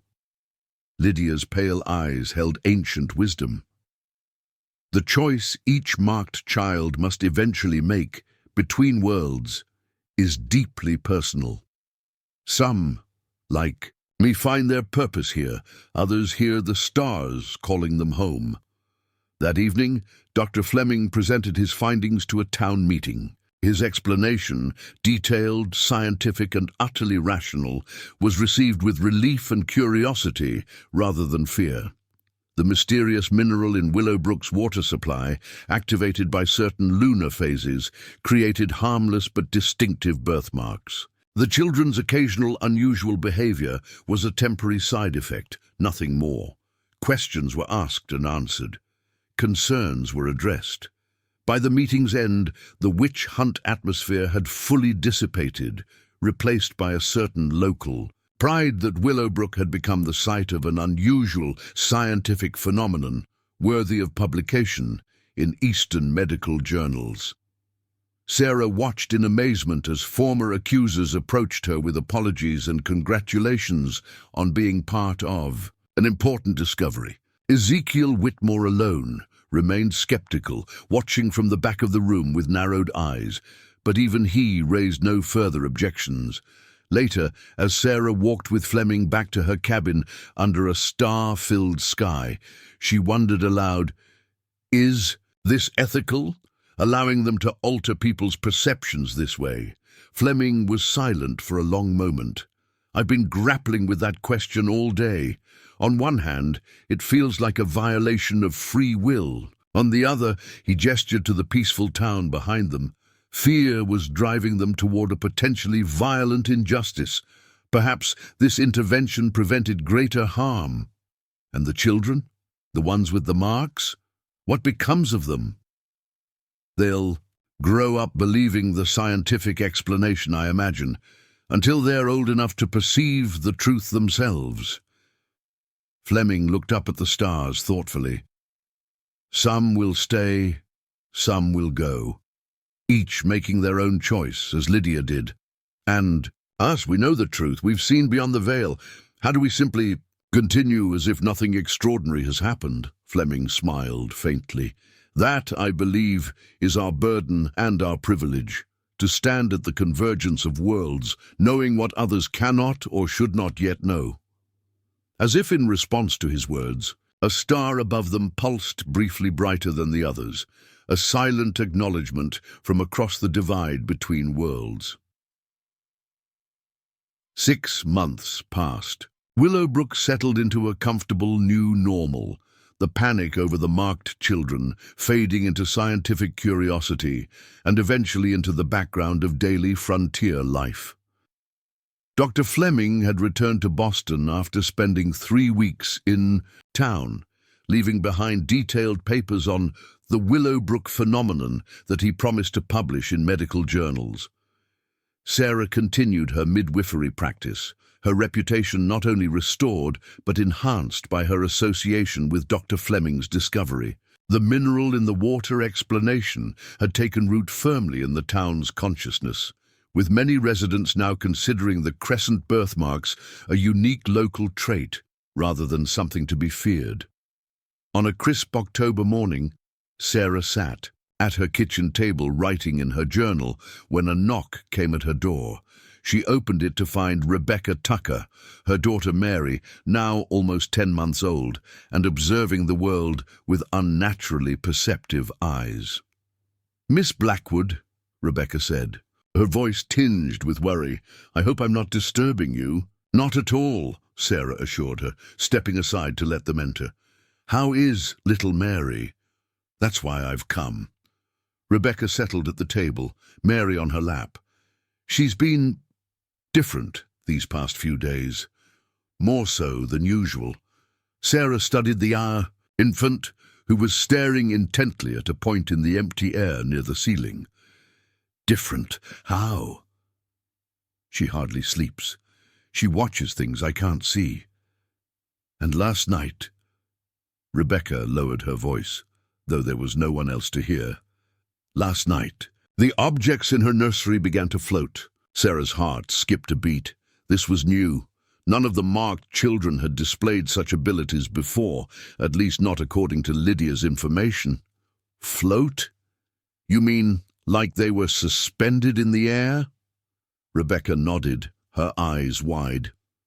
"Her wooden rattle, her blanket, even the small music box my mother gave her, all hovering a foot above the table. When I gasped, they fell. James didn't see it. He was already asleep. He thinks I was dreaming." Sarah chose her words carefully. "The marks are associated with certain heightened abilities. Dr. Fleming's research suggested these might manifest in different ways as the children develop. It wasn't entirely a lie. Fleming had indeed theorized that the mineral exposure might cause neurological differences that would become more apparent over time. The explanation had been part of their carefully constructed scientific narrative. "Is it dangerous?" Rebecca asked, gently brushing Mary's wispy hair. She won't be harmed by this?" "No," Sarah said with conviction. "The children are special, but they're perfectly healthy. These differences are simply part of who they are."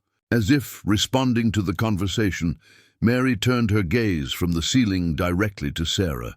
For a moment, the midwife felt as if the infant was looking straight through her, perceiving not just her physical form, but something deeper. Then Mary smiled, a knowing smile no 10-month-old should possess, and reached toward Sarah with a chubby hand. When Sarah extended her finger for the baby to grasp, a tiny spark jumped between them, visible only for an instant. Rebecca didn't appear to notice, but Sarah felt it like a pulse of recognition passing between herself and the child. Mary gurgled happily. "See, she likes you. Rebecca said, relaxing slightly. She's always calmer around you. She's a remarkable child, Sarah replied, carefully extracting her finger from Mary's surprisingly strong grip. All children develop at their own pace, but the marked ones sometimes progress more quickly in certain areas. After reassuring Rebecca further and providing some herbal tea to help Mary sleep, Sarah saw them to the door. As they were leaving, Rebecca paused. "Have you heard from Dr. Fleming lately?" James wonders if there have been any new discoveries about the marks. "I received a letter last week," Sarah confirmed. "He's continuing his research and has found similar phenomena in other isolated communities. It seems Willowbrook isn't as unique as we thought. This, too, was part of their constructed narrative, normalizing the marks by suggesting their occurrence elsewhere.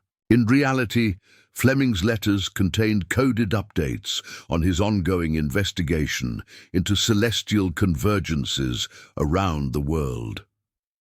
After Rebecca and Mary departed, Sarah immediately went to the loose floorboard beneath her bed where she kept her true records, not the public journal of births and remedies, but detailed accounts of each marked child's development. She made a careful note of Mary's new abilities, wondering if the other children would soon display similar gifts.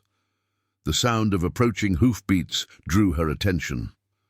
Replacing the floorboard, Sarah moved to the window and saw Daniel Hayes dismounting from his horse outside her cabin. In the months since the mineral discovery, the blacksmith had become a frequent visitor and a close friend. His unwavering support during her ordeal had evolved into something deeper, though neither had yet put words to the growing affection between them. "Daniel," she greeted him as he removed his hat at the door. "This is a pleasant surprise." "I was hoping to catch you before your rounds," he said, his deep voice warm. At 40, Daniel's face bore the weathered lines of frontier life and personal loss, but his eyes remained kind. "Mrs. Miller's youngest has a cough, and she asked if you might have something to ease it. I said I'd check while I was out this way." It was a thin pretense.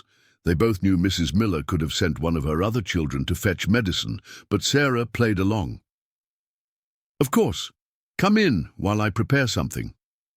As she gathered herbs for a cough remedy, Daniel settled, his large frame at her kitchen table, watching her work with obvious admiration. "Rebecca Tucker was just here," Sarah mentioned, measuring dried mullein into a small cloth pouch. "Little Mary is displaying some advanced abilities." Daniel nodded, unsurprised. They had developed a unique trust in recent months. While he didn't know the full truth about the marked children, he had observed enough to understand they were extraordinary in ways that transcended Fleming's scientific explanation. "The Carson boy, too," he confirmed. "Thomas mentioned he found William's toys arranged in perfect circles yesterday morning, though he'd put them away in the chest the night before."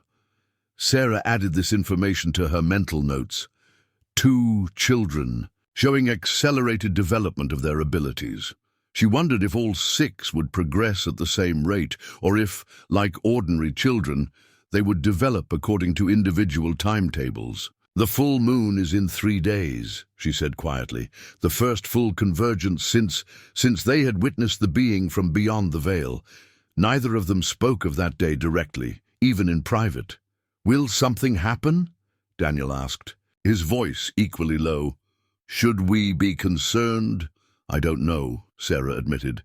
"Lydia hasn't appeared since that day, though she promised to guide me. I've been watching the children closely, but this is new territory even for her." Daniel reached across the table and covered her hand with his. "Whatever comes, you won't face it alone." The simple declaration warmed her heart. After years of standing apart from the community as an outsider, respected for her skills, but never fully accepted, having someone firmly in her corner was a novel and precious gift. "Thank you," she said, turning her hand to briefly squeeze him before returning to her work.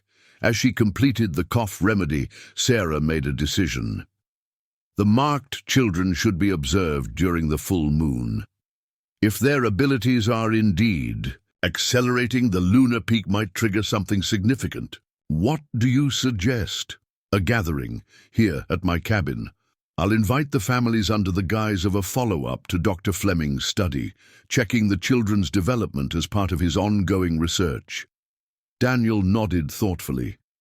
A reasonable approach, and if anything unusual occurs, we'll be present to ensure everyone's safety and to document whatever happens. Sarah tied off the herbal pouch and handed it to Daniel. For Mrs. Miller's son, 2 pinches steeped in hot water 3 times daily. As Daniel prepared to leave, he hesitated at the door. Sarah, I've been meaning to ask, once this business with the marked children is settled, however long that takes, would you consider? That is, I wondered if... Sarah felt a smile tugging at her lips. For all his strength and confidence in his craft, Daniel Hayes became endearingly tongue-tied when addressing personal matters. Yes, Daniel, she said gently, when the time is right, I would very much consider whatever it is you're trying to ask. His relieved smile was enough. With a tip of his hat he departed, leaving Sarah to plan for the gathering that might finally reveal the full extent of what was happening to Willowbrook's special children. 3 days later, with the full moon rising large and luminous over the eastern hills, Sarah welcomed the families of all 6 marked children to her cabin. She had arranged the furniture to create an open space where the infants could be placed on a large quilt in the center of the room, allowing her to observe them collectively for the first time. Thank you all for coming, she addressed the assembled parents. Dr. Fleming is most interested in tracking the development of your children as part of his research. Tonight's observations will contribute valuable data to his study. The families seemed at ease, chatting among themselves about their children's progress. Even Joshua Fletcher, who had initially been among Sarah's most vocal critics, now appeared. Reconciled to his son's special mark, the scientific explanation had provided a comfortable framework that allowed the community to accept what they might otherwise have feared. As the evening progressed, Sarah carefully documented each child's behavior, noting with interest how they interacted with one another. Unlike typical infants who might ignore or merely parallel play with peers, the marked children displayed unusual awareness of each other, exchanging glances and even reaching toward one another despite their limited mobility. The oldest, William Carson at 9 months, seemed particularly attuned to the others, his eyes moving from one to another as if conducting a silent conversation. The youngest, Jonathan Fletcher at 6 months, watched William with peculiar intensity. They seemed to know each other, Eliza Carson remarked, noticing the same behavior. It's as if they're old friends reuniting. The shared mineral exposure likely creates a common neurological pattern, Sarah explained, employing the scientific terminology that had become their accepted explanation. Dr. Fleming theorized they might recognize something familiar in each other. As the full moon climbed higher in the night sky, its light streaming through Sarah's windows to bathe the cabin in silver, a subtle change came over the children. They grew quieter, more focused, their attention drawn collectively to the open window where moonlight pooled on the wooden floor. The first indication that something extraordinary was occurring came when William Carson raised a tiny hand toward the moonlight, fingers splayed. The silvery light seemed to gather around his hand, coalescing into a small, glowing orb that floated inches above his palm. A collective gasp rose from the adults. Before anyone could react further, the other children mimicked William's gesture, each producing their own orb of concentrated moonlight. "What's happening?" Thomas Carson asked, his voice hushed with awe rather than fear. Sarah had prepared for unusual occurrences, but not this specific manifestation. It appears they're demonstrating an ability to interact with the moonlight, she said, struggling to maintain the scientific narrative. Perhaps the minerals in their systems are responding to the lunar cycle. The glowing orbs detached from the children's hands and began to float upward, merging into a single, larger sphere that hovered at the center of the room. Within this sphere, images began to form: stars, distant worlds, landscapes unlike anything. On Earth, the children watched, transfixed, soft sounds of recognition escaping their lips. They're communicating, Sarah realized aloud, sharing visions with each other. The adults watched in stunned silence as the sphere expanded, its interior, visions becoming clearer, more detailed. Sarah recognized the quarry where she and Fleming had witnessed the being's arrival, but transformed, its stone walls covered in luminescent plants, the lunar sage growing in elegant patterns that formed symbols similar to the crescent marks. Sudden knock at the door broke the moment. The sphere dissipated instantly, the moonlight returning to its normal quality. The children blinked as if awakening from a shared dream, their expressions momentarily confused before dissolving into ordinary infant behaviors. Daniel Hayes entered, his expression grave. "Sarah, you need to come quickly. Lydia is at my forge. She's asking for you, says it's urgent." Sarah glanced at the gathered families, reluctant to leave during such a pivotal moment. "I'm in the middle of observations. She says it concerns all the children," Daniel added quietly. "Something about the convergence strengthening beyond expected parameters." Understanding the significance, Sarah addressed the parents. "I must attend to an emergency. Please continue enjoying each other's company. I'll return as soon as possible." To her relief, the parents seemed more fascinated than frightened by what they'd witnessed, already discussing potential scientific explanations. Among themselves, the children had returned to normal infant behaviors, though they remained more interactive with each other than typical babies their age. Sarah followed Daniel into the cool night air, the full moon illuminating their path toward town. "What exactly did Lydia say?" "Only that the convergence is growing stronger than anticipated. That the children's demonstration tonight is just the beginning." He hesitated. "She seemed concerned, Sarah. I've never seen her anything but perfectly composed before." They hurried through the sleeping town toward Daniel's forge, a sturdy stone building at the southern edge of Willowbrook. Inside, they found Lydia standing before the cold hearth, her white hair gleaming in the moonlight that streamed through the high windows. "It's happening faster than it should," she said without preamble. "The children are accelerating beyond all previous patterns." "I've just witnessed it," Sarah confirmed. "They created orbs of light, shared visions. Those abilities shouldn't manifest until they're at least 3 years old." Lydia's ancient eyes reflected concern. "Something has altered the convergence cycle. The veil between worlds is thinning more rapidly than it has in 5 centuries. "Is there danger?" Daniel asked directly. "Not from the children themselves," Lydia clarified. "But their abilities will become increasingly difficult to disguise as mere scientific curiosities. And there's another complication." She gestured toward the forge's back room.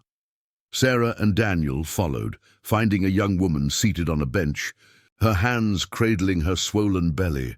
Sarah recognized her immediately, Josephine Mills, the miller's 19-year-old daughter, who had married a traveling salesman last spring. "Mrs. Mills," Sarah greeted her, professional concern immediately taking over. "Are you unwell?" "I came to town to stay with my parents until the baby comes," Josephine explained. "My husband's travels take him to Cincinnati for the winter." She looked up at Sarah with frightened eyes. "I felt the baby kicking just now, but it was strange, like there was light coming from inside me." Sarah exchanged a glance with Lydia. "When is your child due?" "Not for another month," Josephine replied. "But something's happening tonight. I can feel it." Sarah knelt before the young woman, placing gentle hands on her abdomen. Through the fabric of Josephine's dress, a faint silvery glow was indeed visible. Pulsing, in rhythm with the unborn child's movements. This baby will be one of them, Lydia confirmed quietly, conceived during the spring convergence. But it's developing too quickly. Responding to tonight's lunar peak, it shouldn't be manifesting abilities before birth. What does this mean? Sarah asked, maintaining her professional calm despite her concern. It means the cycle is accelerating, beyond control. The convergence is strengthening with each lunar phase. Lydia's expression grew somber. Our celestial visitors didn't anticipate this when they adjusted the town's perceptions. The scientific explanation will soon prove insufficient. She's in labor, Sarah realized, noting the subtle changes in Josephine's breathing and posture. Early but definitely beginning. The moon is calling the child, Lydia explained. It senses its kin gathering and wishes to join them. Daniel stepped forward. Should I fetch Mrs. Mill's parents? No time, Sarah decided. The labor is progressing rapidly. Lydia, help me prepare. Daniel returned to my cabin and discreetly informed the families that I've been detained by an unexpected birth. Ask them to continue their gathering. The children seem to benefit from proximity to one another. As Daniel departed, Sarah and Lydia quickly transformed the back room of the forge into a makeshift birthing chamber. The space was unconventional but clean, warmed by its proximity to the main forge area, and private enough for their needs. Josephine's labor progressed with extraordinary speed.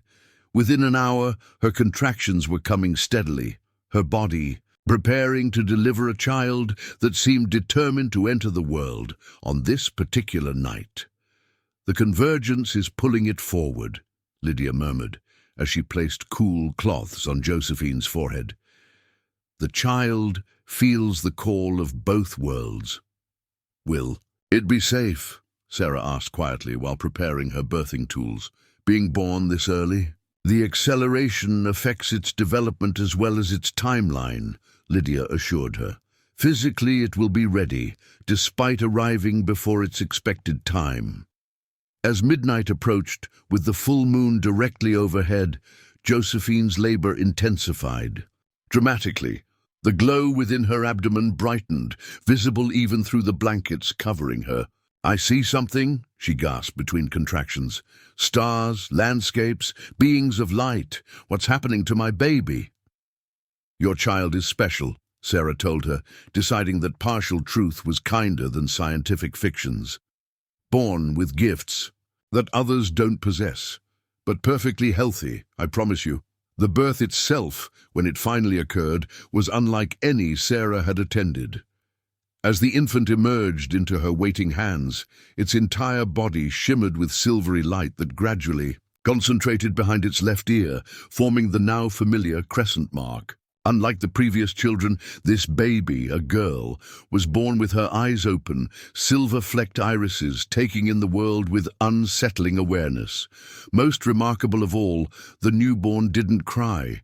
Instead, she made a soft cooing sound, almost musical, as Sarah cleaned and swaddled her. She's beautiful, Josephine whispered, reaching for her daughter with trembling hands. But her eyes, they're so unusual. A rare trait associated with children born under the full moon, Sarah explained, employing their established narrative. Dr. Fleming documented it in his research.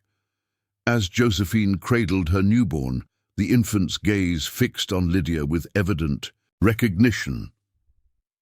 The ancient guardian approached, placing a gentle finger on the child's forehead in what seemed a gesture of blessing. 7 now, she murmured. The circle completes. A sudden commotion outside drew their attention. Daniel burst into the room, his expression urgent. Sarah, the children at your cabin, they're all glowing. The parents are frightened. And there's something in the sky above the town. Sarah glanced at the exhausted but stable Josephine. She needs rest, but is out of danger. Can you stay with her, Lydia? The guardian nodded. Go. The convergence has reached its peak. The others will be arriving.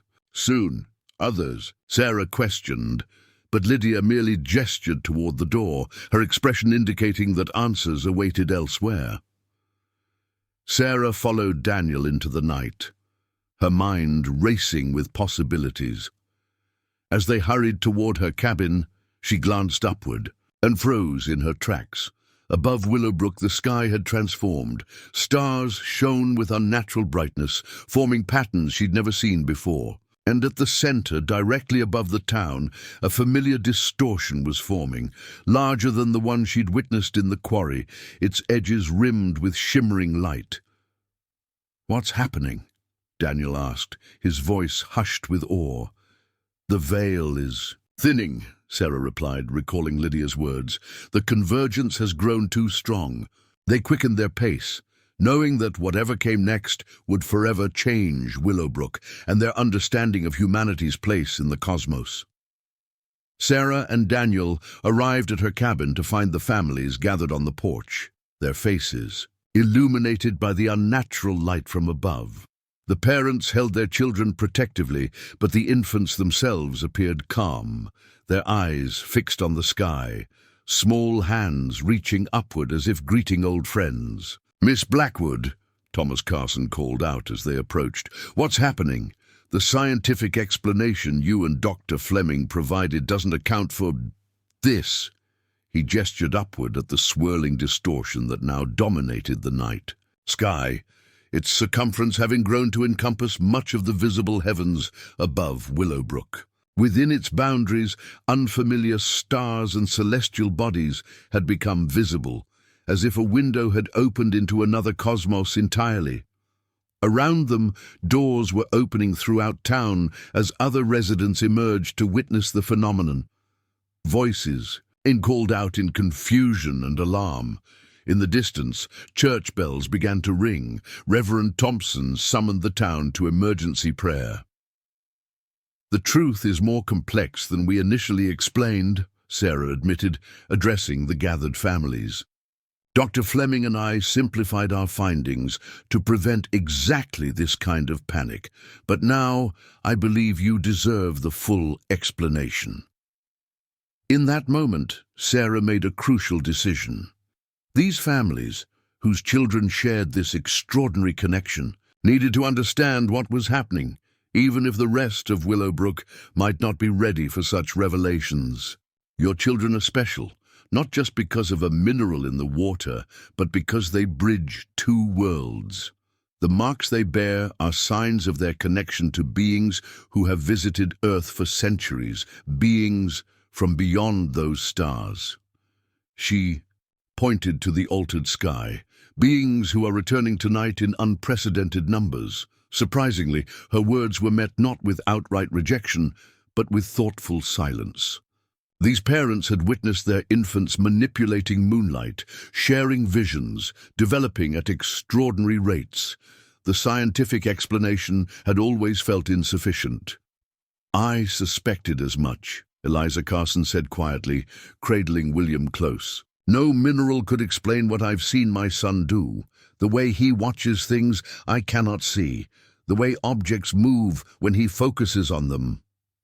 "Are they in danger?" Joshua Fletcher asked, the protection of his son clearly his primary concern despite the astonishing implications of Sarah's revelation. "No," Sarah assured them. "Your children are precious to both worlds. They're being called to witness something important, a convergence that happens perhaps once in several centuries." As if responding to her words, the distortion in the sky pulsed with increased brilliance. A column of light descended from its center, touching down in the town square. Within this pillar of radiance, multiple figures began to materialize. Tall, luminous beings similar to the one Sarah and Fleming had encountered in the quarry, but more numerous and varied in appearance. "We should go to them," Sarah decided. "Bring the children, they're part of this." Without waiting for consensus, she began walking toward the town square. After a moment's hesitation, Daniel followed, and then, one by one, the families with their marked infants joined the procession. By the time they reached the square, a crowd had gathered at a cautious distance from the light column. Reverend Thompson stood at the forefront, Bible clutched to his chest, his expression torn between awe and terror. Sheriff Parker maintained order, preventing anyone from approaching too closely to the otherworldly visitors. "Stay back," the sheriff called to Sarah's group as they approached. "We don't know what these things are." "I do," Sarah replied calmly, "and the children need to be here." Before the sheriff could object further, the luminous beings turned as one toward the approaching infants. The marked children responded immediately, their crescent birthmarks glowing with the same silvery light that emanated from the visitors' bodies. The tallest of the beings stepped forward, addressing the assembled townspeople in that same mind voice Sarah had experienced before, though now it seemed to reach everyone present. "People of Willowbrook, we come in peace. We apologize for the alarm our arrival may cause, but the convergence has strengthened beyond our predictions, necessitating this direct intervention." Reverend Thompson found his voice first. "What are you? Angels? Demons?" "Neither.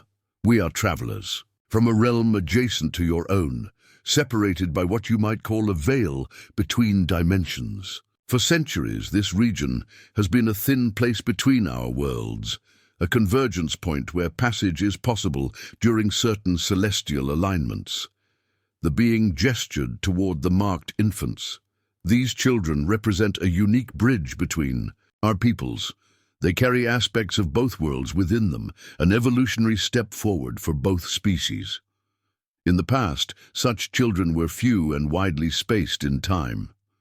Recently, the convergence has strengthened, resulting in more frequent crossings of essence between our realms." "The marks," Thomas Carson said, finding courage to speak, "they show which children carry this dual nature?"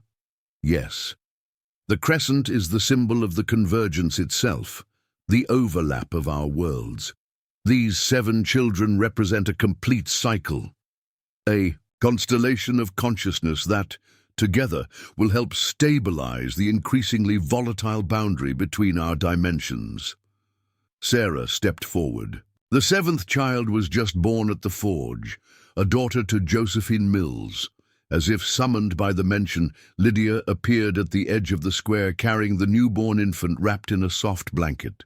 Josephine followed behind, supported by her hastily summoned parents, her face pale but determined. "The circle is complete," the being acknowledged.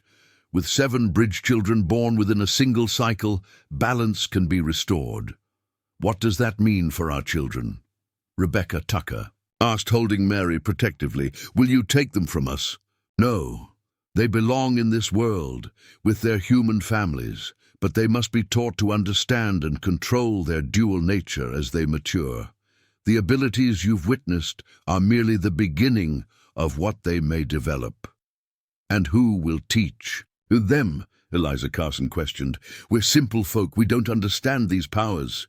In response, Lydia stepped into the circle of light, the newborn still cradled in her arms. For the first time, the townspeople witnessed her transformation, her elderly appearance melting away to reveal her true form, a being similar to the visitors but more solidly physical, her centuries living among humans having altered her essence. "I will continue to guide them as I have guided others before," she said, her voice now carrying the same resonant quality as the visitors. "And Sarah Blackwood will assist me. She has been chosen as the next guardian of the convergence, the midwife who brings bridge children safely into this world." Sarah felt dozens of eyes turned toward her, including Daniel's. She stood straighter, accepting the role that she now realized she had been prepared for since Martha Jenkins first took her as an apprentice. "I will," she confirmed, both to Lydia and to the families watching her. "I'll help your children understand their gifts, help them navigate between worlds." The lead being raised a luminous hand, directing attention back to the sky, where the distortion had begun to stabilize, its edges growing more defined. The uncontrolled growth of the convergence must be addressed. With the 7 bridged children now born and acknowledged, we can establish a more regulated passage between realms. This will prevent further unexpected crossings and allow both our peoples to prepare for calculated interactions in the future. You mean there will be more of these special children? Sheriff Parker asked. Yes, but at a sustainable pace, perhaps 1 every few years, rather than 7 within months. The balance will be maintained, the veil properly tended. Reverend Thompson, who had been listening with increasing comprehension, finally lowered his Bible. This explains so much. The stories passed down through generations, lights in the sky, children born with special gifts, families mysteriously called to leave town. These weren't superstitions or demonic influences. Your ancestors knew of us, the being confirmed. They built your settlement here precisely because of the convergence. The original founders understood the significance of this location, though that knowledge was gradually lost or transformed into legend. As the being spoke, the 7 marked infants began to glow more intensely, their small bodies lifting slightly from their parents' arms, hovering inches above. Before anyone could react with alarm, the babies arranged themselves in a perfect circle in the air above the town square, connected by threads of silver light. They form the constellation of convergence, the being explained. Through them, our worlds can communicate safely. Through them, the boundary stabilizes. Energy flowed from the hovering infants upward to the distortion in the sky. The chaotic swirling began to organize into a more structured pattern, like a vast cosmic clockwork settling into proper alignment. The overwhelming brightness dimmed to a gentler luminescence. After several moments, the infants descended gently back into their parents' waiting arms, their marks still glowing, but the intense radiance fading. The babies appeared tired but unharmed, several immediately falling into peaceful sleep. The work is done, the lead being announced. The convergence is stabilized. We will withdraw now, but will return during calculated astronomical alignments. Lydia and Sarah Blackwood will serve as intermediaries between our peoples. The being turned its silver gaze directly to Sarah. You once feared being branded a witch for delivering these special children. Now you understand your true calling, not as a practitioner of superstitious arts, but as a guardian of cosmic balance. The midwife, who stands at the threshold between worlds. With those words, the luminous visitors began to ascend the column of light.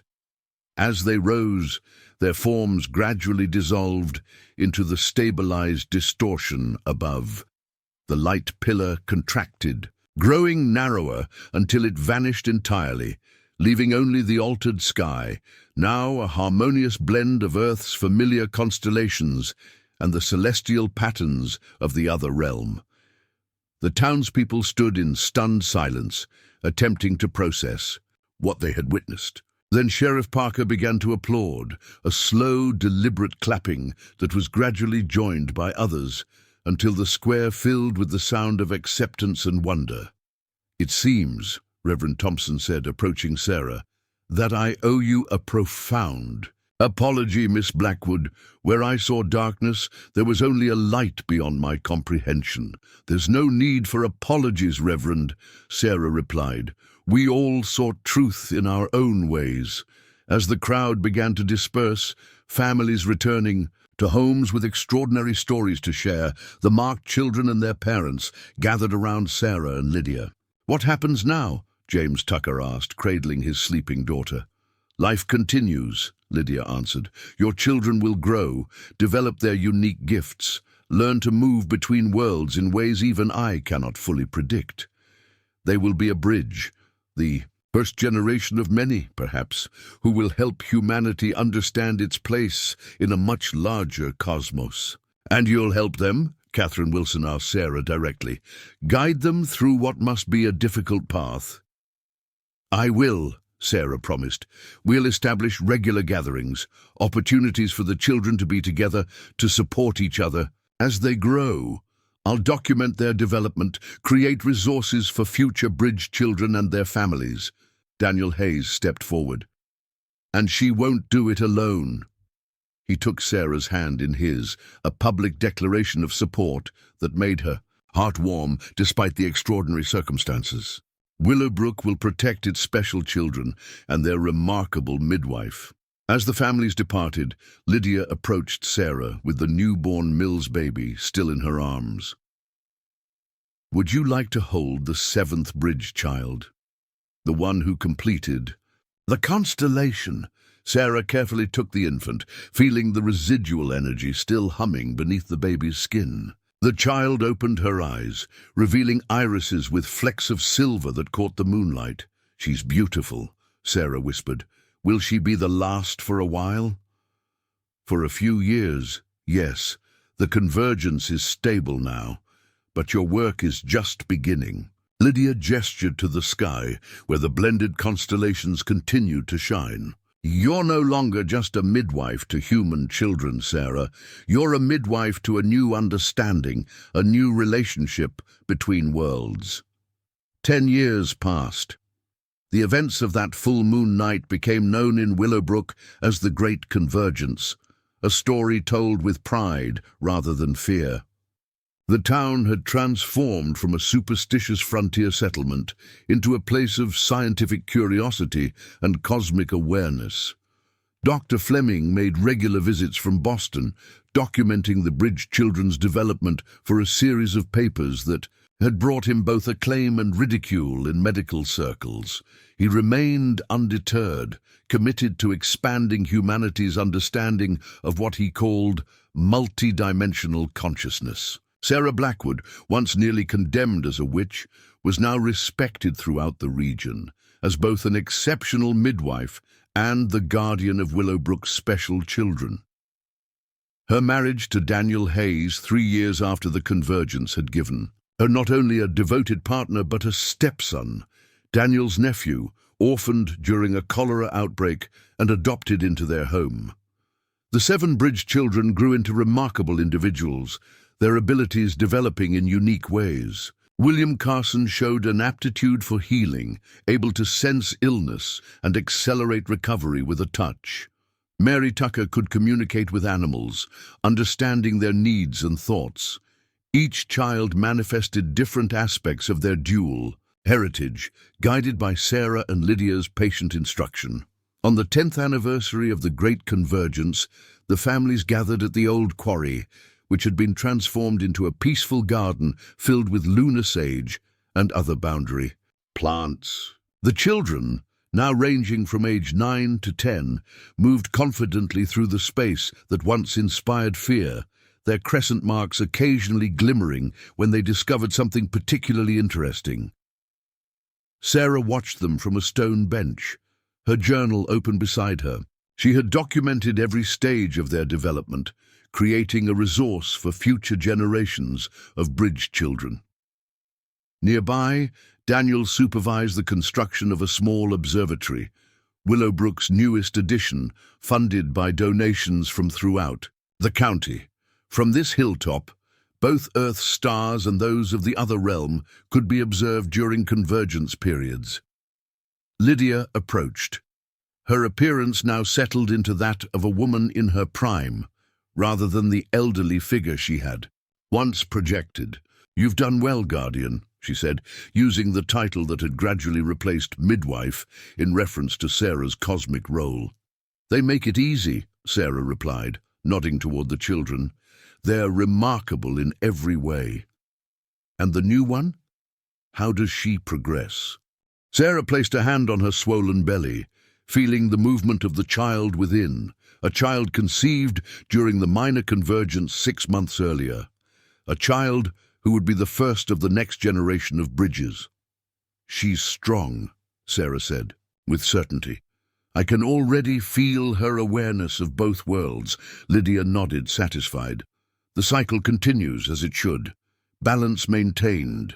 As twilight descended over the quarry garden, the 7 original bridge children gathered in their familiar constellation formation, not floating as they had as infants, but standing in a perfect circle. Together they raised their hands toward the darkening sky where the first stars were becoming visible. In response, both Earth's familiar constellations and the otherworldly star patterns of the convergence realm shimmered into brilliance. Sarah watched with pride and wonder, her hand still resting on her unborn daughter. The journey from feared witch to cosmic guardian had been extraordinary, but she wouldn't change a moment of it. Here, at the boundary between worlds, she had found her true purpose, the midwife who delivered not just children, but a new understanding of humanity's place in the infinite cosmic tapestry. Above them, the blended stars of two realms illuminated the path forward, a path of discovery, connection, and boundless possibility. Up next, you've got two more standout stories right on your screen. If this one hits the mark, you won't want to pass these up. Just click and check them out. And don't forget to subscribe and turn on the notification bell so you don't miss any upload from us.